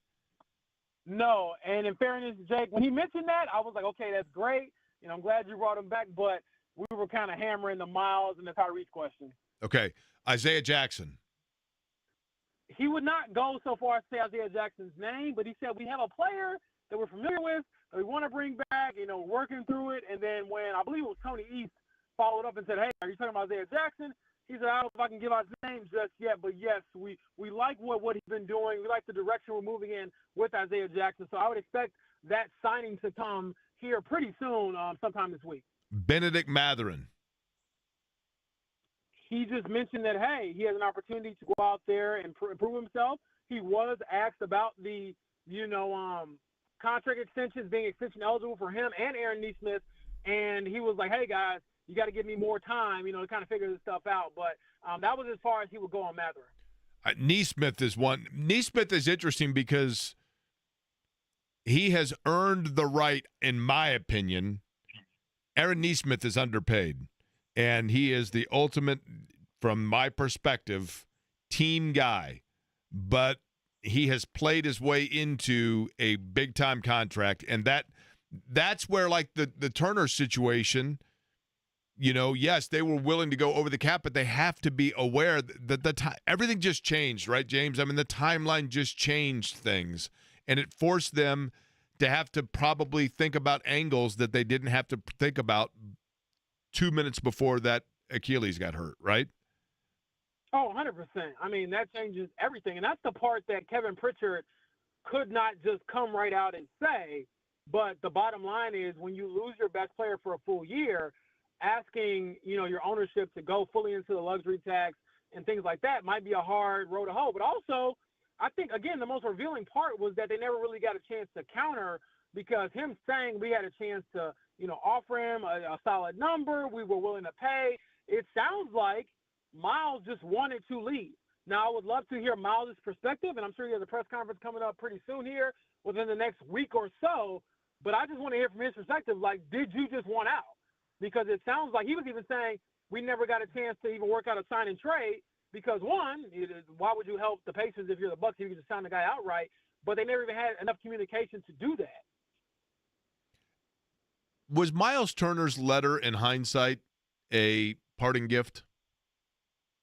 No, I don't think so. I think he wrote that pretty early on throughout the playoffs. I know it was well before they even made it back to the conference finals, I think. So I think that was just him filling his heart and kind of giving us his perspective on what was shaping up to be a very, very big, you know, crazy run, memorable run, historic run. But I think if you look at it now, everything is hindsight 2020. But I don't view it as that at all because you never, like, if he plays better in the finals and Tyrese doesn't get hurt, is he still there? You know, if to say that was a farewell letter, that means he was leaving whether Tyrese got hurt or not. That's what I mean, yeah. That's the real. Okay, what do we know? James Boyd is our guest, by the way. He was out at the Pacers practice today when Kevin Pritchard spoke. What more do you know today about Jay Huff that you didn't know this time yesterday? Well, I think that, one, he is a big that they look at as being part of a committee. And that's one thing that was a little bit revealing from what Kevin Pritchard said because I flat out asked him, how do you replace Miles Turner? And he looked at me like I was crazy. He said, you don't replace Miles Turner. But I'm like, okay, in theory, you do, though. You have to if you want to get back to title contention. But he was saying, at least for his upcoming season, it will be by committee. So Jay Huff can shoot the ball from three. He has a little bit of above the rim ability. Doesn't rebound it all that great. And he's been a limited player throughout his career. He really didn't play throughout the NBA until last season. I believe he only has about 95 games to his name, to his name throughout his career so far. But it'll be him and some variation of Tony Bradley, James Wiseman, and I would think Isaiah Jackson filling that center position. Did he give any indication, Kevin Pritchard, regarding the, just the health status of Jarris Walker? No, that was one that I missed, Jake. I had a list of questions, and I forgot to write that one down, so I will take the blame. My bad, brother. Well, I mean, one would assume that he's okay. I mean, it was an ankle sprain, basically, or an ankle turn, but, he was – one would assume that it's going to be I think it's going to be a big year for Jarris Walker because we're going to learn a lot, right? Because there's really no excuse for him to not be in rotation and get steady, consistent minutes. Oh, absolutely. I completely agree with you there. And honestly, if you're looking at trying to be back in title contention a year from now, like past this season, I think it'll take a jump, or have to take a jump. That's the easiest path, most likely, besides the trade. But you want to see a jump, a significant jump, either from Walker or Mather, ideally both, but you want to see one of your top 10 picks take that leap into being not only a starting caliber player, but perhaps a star caliber player. Did Thomas Bryant's name come up at all? No, Thomas Bryant's name did not come up. Because I find it a little bit peculiar. I thought he played well. There were times I thought Thomas Bryant's, and I mean this not as a complete indictment, but you tell me if this makes sense, James. I thought at times he was an emotional liability, and by that I mean sometimes his energy level or his emotion rode right over the razor's edge of where it needed to be corralled in a little bit, and he got – but his ability to shoot the outside shot, I don't think he's under contract, right? To me, he looks like the kind of guy that there is still something that he could offer to them that none of the other in the committee offer. And it's peculiar to me that he has not been made any sort of an offer, unless I'm mistaken, and he has another year left. Yeah, I believe he is a free agent, and now, I was a bit surprised, too, to not hear his name mentioned. Now, that could change. I don't want to, act like Kevin Pritchard was reading from a script here. He definitely was answering the questions on the fly. So, in hindsight, as he mentioned Thomas Bryant as well, but in my mind, once you say you have, Jay Huff, you said you're going to bring back Wiseman. You already picked the Tony Bradley's, team option. You hint that you're going to go get Isaiah Jackson. To me, that's enough centers for one roster for an NBA team. So if Thomas Bryant is the odd man out, I do agree. He gave them some energy, some shooting, some things like that. But I don't necessarily blame them for perhaps taking a swing on what could be cheaper players, and in particularly with Isaiah Jackson, someone who they drafted to hopefully have more upside and someone they think could still be a long-term piece here. How long did Pritchard speak? About 30 minutes. And is there anything that came away from that we haven't discussed, frankly? I mean, anything else any tidbits he dropped, or a question that was asked that you thought that's a really good question, or one that you asked that you thought, he gave a better answer than you expected, et cetera? Like I said, the biggest shock was definitely, hey, I'm working on trying to negotiate with Miles Turner. I found out through Twitter, through Shams Charania, that he's gone. So that was my biggest takeaway.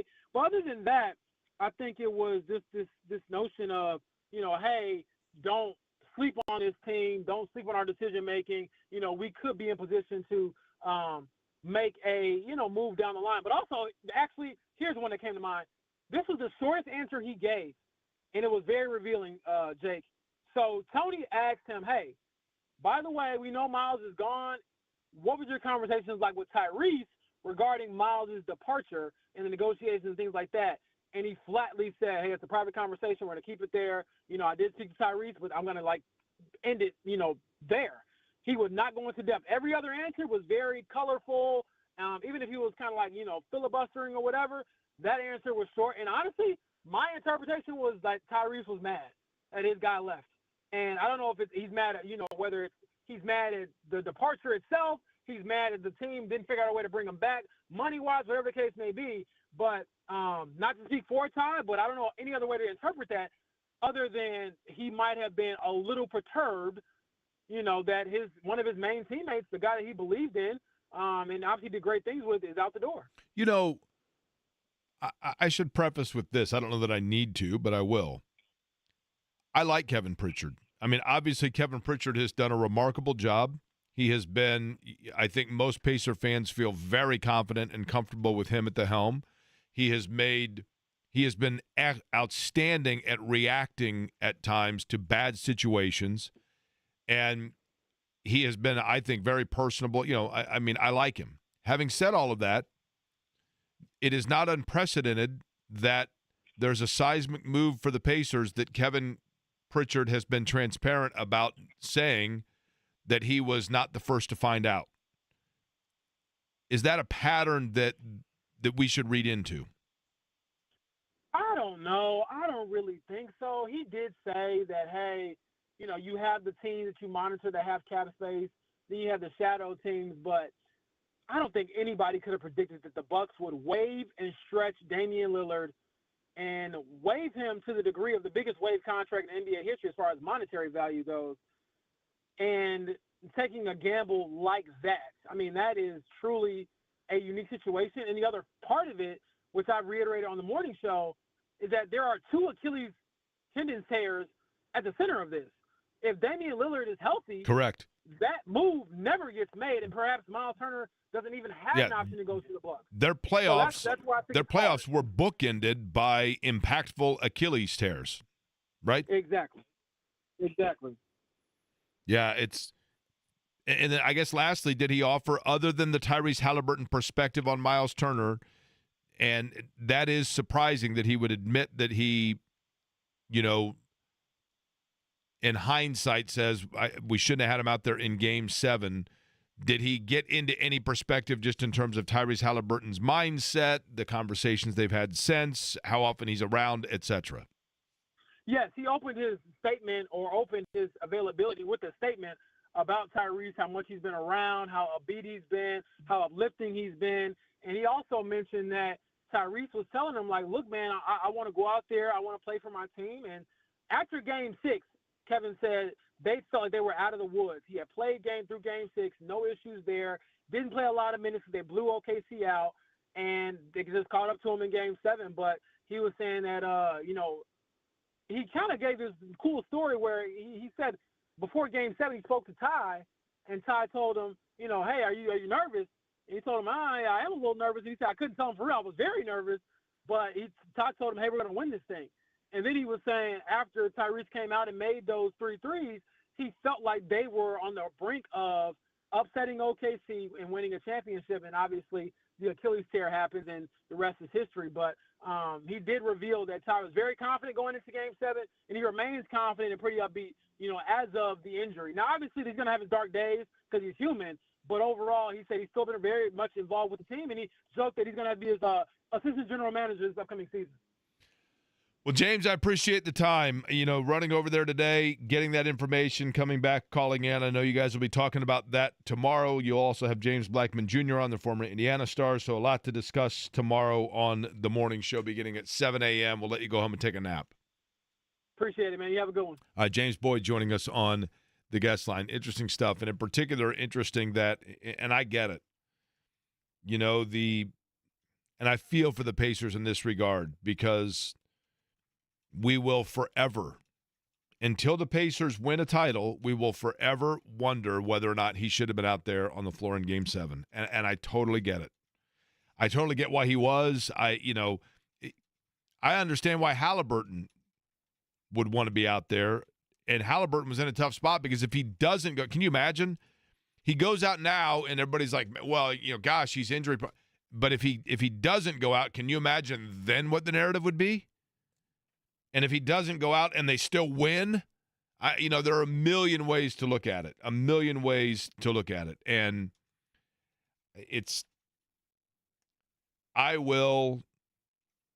it'll be a long time coming before I don't stop and wonder about what could have been in that game, because it just looked like it was going to be a Halliburton game.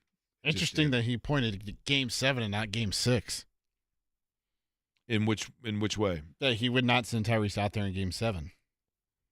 If he could redo it all again, like you wouldn't have. So you would have done it with Game 6, but you would have because held the him injury, back Game 7. Fair. That's fair. I guess the extent of it, of just because it was a calf strain, I guess you feel like you only get so many spins at the roulette wheel, right? And they spun it one too many times, I guess, is the way he's looking at it. But that's a good point because the injury was there before Game 6 as well, It's tough. There's no doubt about it. I mean, and yes, he looked – I remember watching – there were people that thought in Game 6, remember that when people were like, oh, see, the Pacers are bluffing. They're making this up to keep Oklahoma City at bay, etc. But the Pacers do have a new center.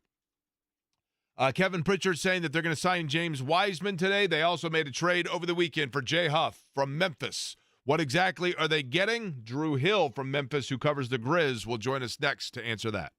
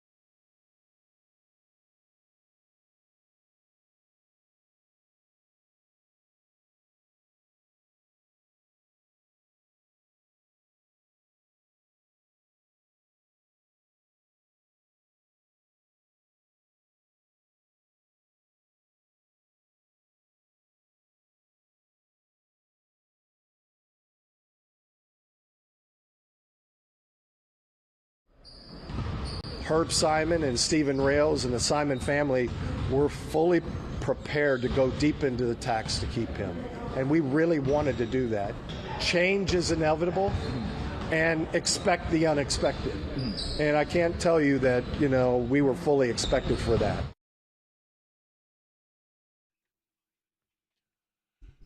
That was Kevin Pritchard earlier today, and he went on to say exactly that Miles Turner played 10 great years here. He hopes to be friends with him for a very long time, but that when a player is unrestricted, that means that you can't interfere with their interactions with another franchise, and they were prepared to do what it took to keep him here, and then found out that, in fact, he had signed with the Milwaukee Bucks, or come to an agreement with the Milwaukee Bucks that has now been signed. And Miles Turner is, in fact, in Milwaukee.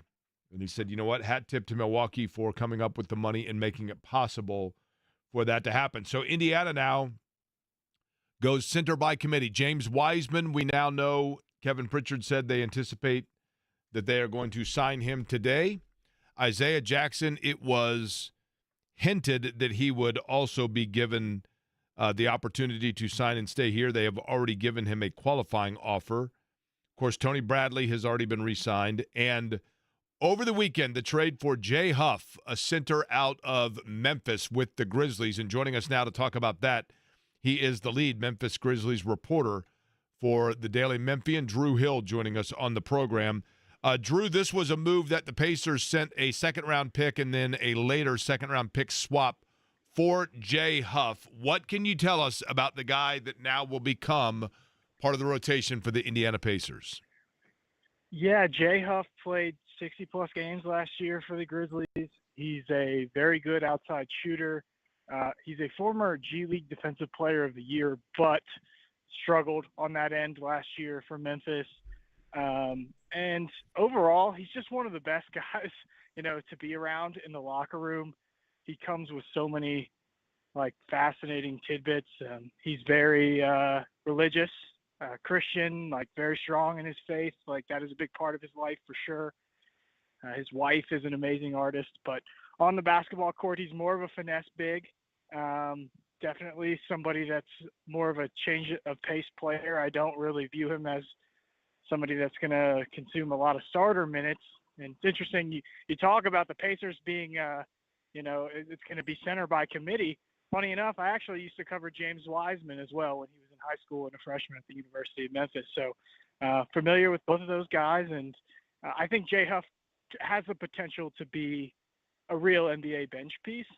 But I don't see him as more than that. Okay, so the amount of – so he averaged – 12 minutes a game this year for Memphis, which was, I think, the second highest in his 4 years that he's been in the league. And Indiana does have Drew. They've done this. They've struck gold with a couple of guys, and I'm not saying that anybody's expecting for Jay Huff to be Aaron Nesmith, right, or Obi Toppin, but they have managed to find in players a little bit more than what they have been able to do in their previous stops. Do you see the potential that Jay Huff could be, let's say, your immediate off-the-bench backup guy, or do you think his role with Indiana would be about the same, 11 to 12 minutes and a Tony Bradley-type role that Indiana had this year? I see potential that he could be an off-the-bench guy immediately for the Pacers. I will say, the Pacers do have a great track record in finding those players, as you mentioned. So does Memphis. And Memphis found, Scottie Pippen Jr., John Conchar came out of nowhere when he got elevated to the main roster. No one took a flyer on Gigi Jackson. So it is a big positive, right, that these are two teams that have a history of this.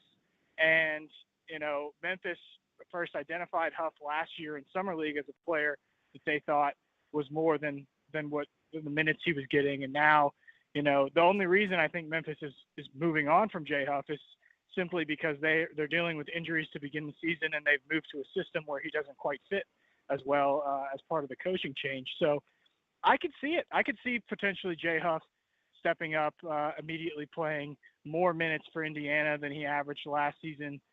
for the Grizzlies and being a productive player. He's definitely one of the most mature players in the locker room on any team he's going to go to. So he's a true pros pro, and I think that's what Indiana's going to get. That's what they're going to recognize and see. So, yeah, certainly there's a pathway to him playing more significant minutes. Part of me, when I heard it, thought that this was, and I know that this player that I'm about to mention is also, you mentioned health, not healthy right now, but I wondered how much of this move was facilitated by the fact that they had liked what they had seen out of Zach Edey, and I know that it wasn't like they were competing for the same kind of minutes, but what can you tell us just overall for local fans here about how Memphis assessed what Edey was able to do in year one? Yeah.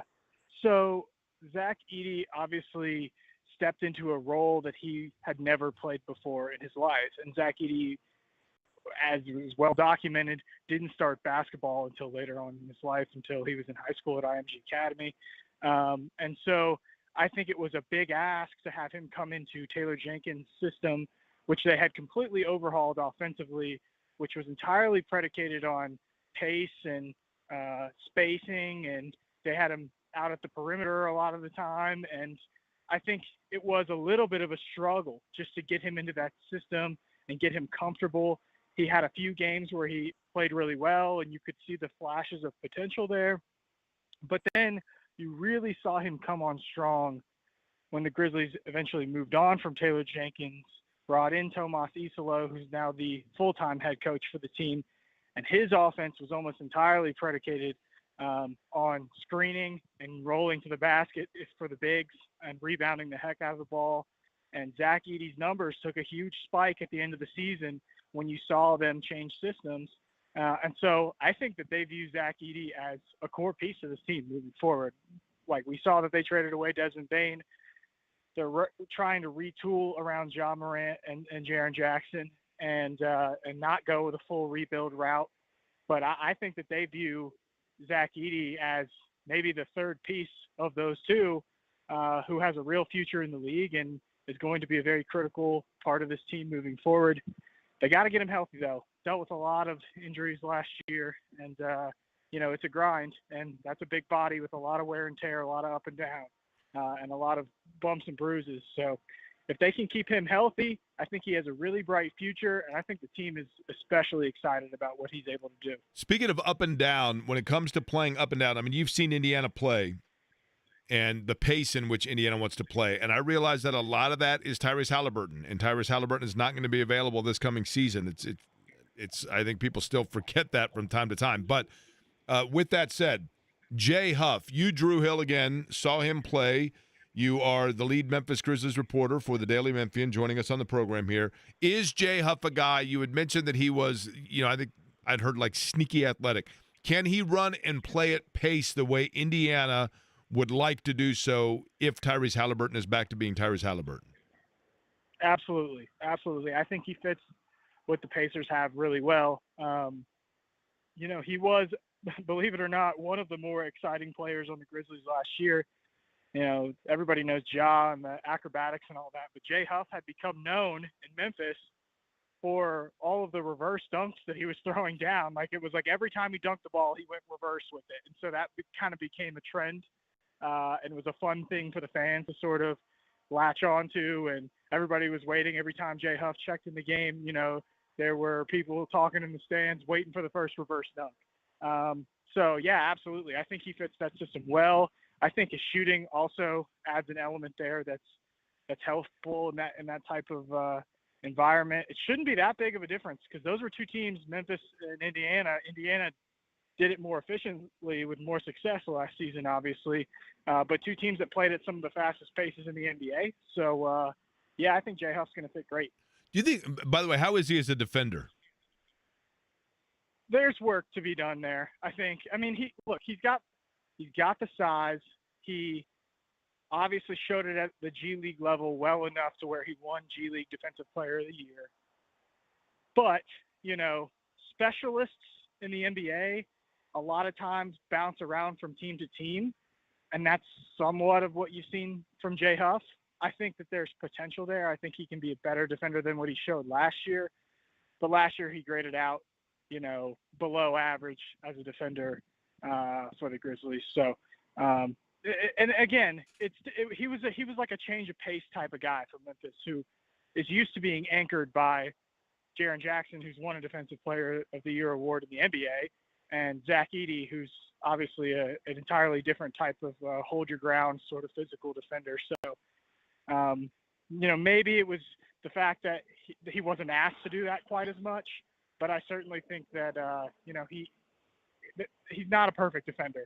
Definitely not at this stage in his career. Lastly, Drew, James Wiseman, just because you had mentioned it, and I know that you saw him as a much younger player, at this point, one would assume that we kind of know who he is in the NBA. Do you think there is still, and I know he's coming off injury too, and a big one in the Achilles, but is there still something to be tapped into with James Wiseman, or is he pretty much what we think he is, which is, a rotational piece with an occasional flash here and there? Yeah, I mean, I haven't been around James since he left for the NBA, but I can say this of when he was a younger player. I think everyone viewed his potential as so high because of the athletic gifts and because of the physical tools that he has. But the question was always how much, I mean, I don't want to make a big deal of it, but like how much does he love the game? Like how much is he willing to put in to really become that elite level player? And I think, that was the question moving forward. It didn't help. He had his freshman year essentially robbed from him by the NCAA. He only played those 3 games. It was a mess off the court and on the court for Memphis that season. And so I think that definitely didn't do him any favors. So if he taps into that, if they can find a way to really get him to buy in and elevate to the next level, it just feels like he's had so many hiccups, so many stop and start, deals. He goes to Golden State, and that wasn't a rebuilding team where he was going to get a ton of opportunities, so that put him back a little bit. And then the injury put him back a little bit, and then his freshman year of college got disrupted. So it just feels like he's never really had the full chance to really excel at the NBA level. And I think if they can just get him to a point where he's a pro's pro that's in the gym all the time and works really hard and continues to build on those physical tools that he has, like he has potential to be a better NBA player than he is right now. But there's a level of mystery to him. I think both as an individual and, as a NBA player. And so it's hard to make, any type of big time predictions when it comes to that sort of stuff. I think one of the craziest things about all of this is that through this conversation, Drew, whether we were talking about Grizzly players or Pacer players, I think we mentioned 9 different guys, and Tyrese Halliburton is the only one that does not have, cross-reference. Every guy that we just mentioned for the Grizzlies either is coming to Indiana or played in the state of Indiana, and every person that we mentioned for the Pacers at some point came through Memphis. You know what I mean? It's pretty bizarre. It's wild. Yeah. I know Jake LaRavia is now a Laker, but, he was from Indianapolis area. I've been in Desmond Bain, we even mentioned, right? He's from Richmond, not too far down the road. Concher. So I've spent a lot of time in those areas. John Conchar, yep, Fort Wayne. So, there's all kinds of Indiana connections there. And that's something that was actually talked about quite a bit on the Grizzlies roster, players arguing, what state is the king of basketball? And, you had Jaren Jackson and Desmond Bain and Jake LaRavia, all those guys in there arguing for Indiana while the other guys were arguing, Texas or California or wherever else. But I don't think there's any question. I grew up in Louisville, Kentucky, not too far down the road, and I think I have a pretty good understanding of just what every level of basketball means to the state. And, it is pretty incredible. It is cool. So many it is Indiana definitely cool connections with the Grizzlies. Drew, appreciate it, man. It's good perspective. Certainly appreciate it. And we'll talk to you over the course of the season, all right? Yep. Thanks, guys. Drew Hill joining us on the program. When we come back, if we got time, we'll squeeze in a little bit more from Kevin Pritchard and hand it off to John next on this Monday edition, Query & Company.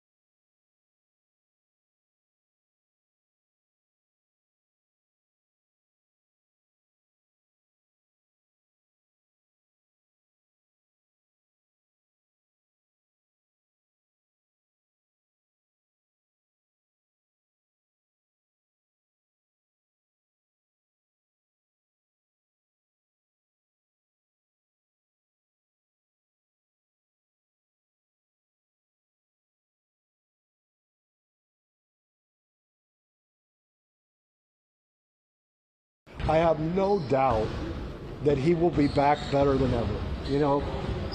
The surgery went well. It was a little higher. It gets a little bit more blood to that.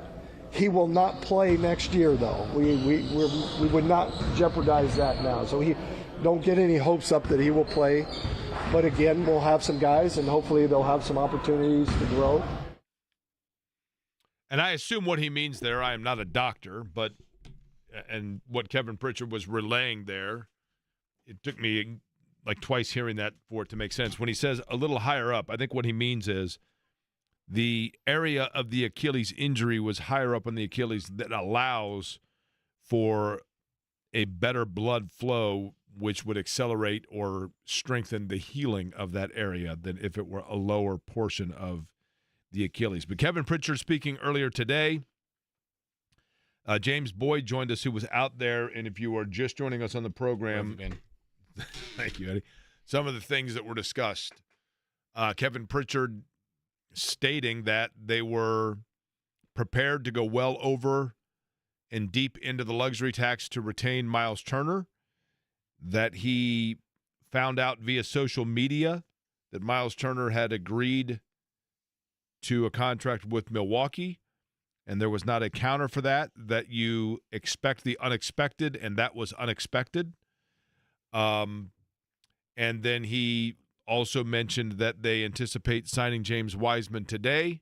And, of course, as you know, they made that trade for Jay Huff. So those some of the things that they mentioned in terms of or that Kevin Pritchard mentioned in terms of talking today. John has arrived. J&V is here. Got a question for you. Yes, sir. So when do you think, at what point did Miles say, you know what, the hell with this place, I'm leaving? What do you think was the tipping point? Was it the first offer? Well, I mean, I think he had every intention in returning until something. So what was that something? Was it a fan base something? Was it a low ball something he felt compelled? Because I think it was, at some point, he just wanted to leave. Correct. That was his out. I think it was – I don't think there was any one tipping point.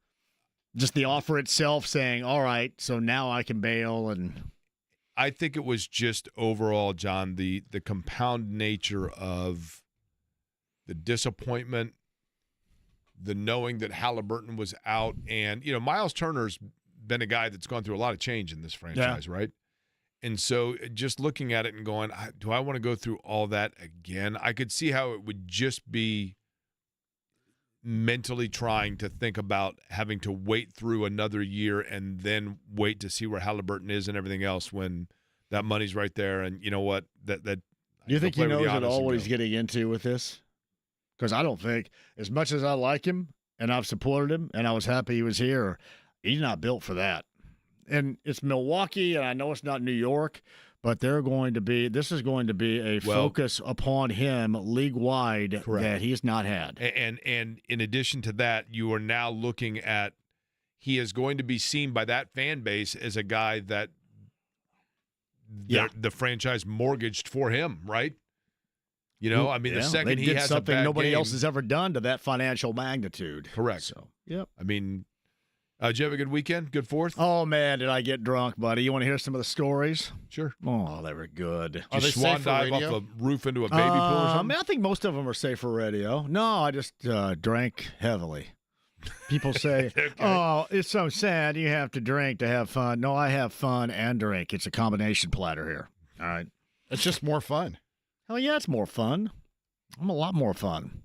I think I'm smarter when I'm drunk. Really? Yeah. Like, I think everybody around here before has probably heard me a little bit, and they probably think I'm better. Don't you know the old saying, don't you? Beer makes you smart, made Budweiser. You just don't go too far with her. How about you? How was Mid-Ohio? Mid-Ohio was cool. It was hot. We went and played miniature golf on Saturday night. Really? That was the highlight of Marion, Ohio. For the fun of it? That's right. Paradise Park, it was known. Do you remember the name of the street in Bloomington, Indiana, where there was a putt-putt for the fun of it location? I was just talking to Rick Evans about the fact that he said the closest putt-putt now is in Ellettsville. I don't remember where it was. Yeah, it's over there by Jiffy Treat on 46 now in Ellettsville. But it was putt-putt for the fun of it was on the Pete Ellis Drive. Oh, yeah. I do. Okay. You remember who had part ownership in that? I do not. The late Gary Donna. Did of he Hoosier really? basketball. Well, he had those in small towns all over the place. Right, Go-kart he had tracks, part right? ownership. Take what was funny about any that, brother, any brother and putt, if putt you a hole putted in one. bad in the Bloomington putt-putt, it would roll out in Pete Ellis Drive in the road, and cars would run over your ball. Don't you remember when they'd say, if you just got a hole in one with a blue ball, you've won a free round of putt-putt? Oh, all right. Well, they had batting cages. They're the only place that had batting cages, Those are great, too. So, yeah. What's lined up on the big show today? We'll do Dustin DePurak, who was down there a little bit earlier, get a little insight on Jay Huff coming up, too, and I'll add to a little bit more of what you and I just kind of put as an appetizer here after 3. All right, John's up next. We will be back with you. Stephanie White going to join us on tomorrow's program. Stephen Holder as well. We'll be back with you at noon tomorrow. Thanks for listening to Query & Company.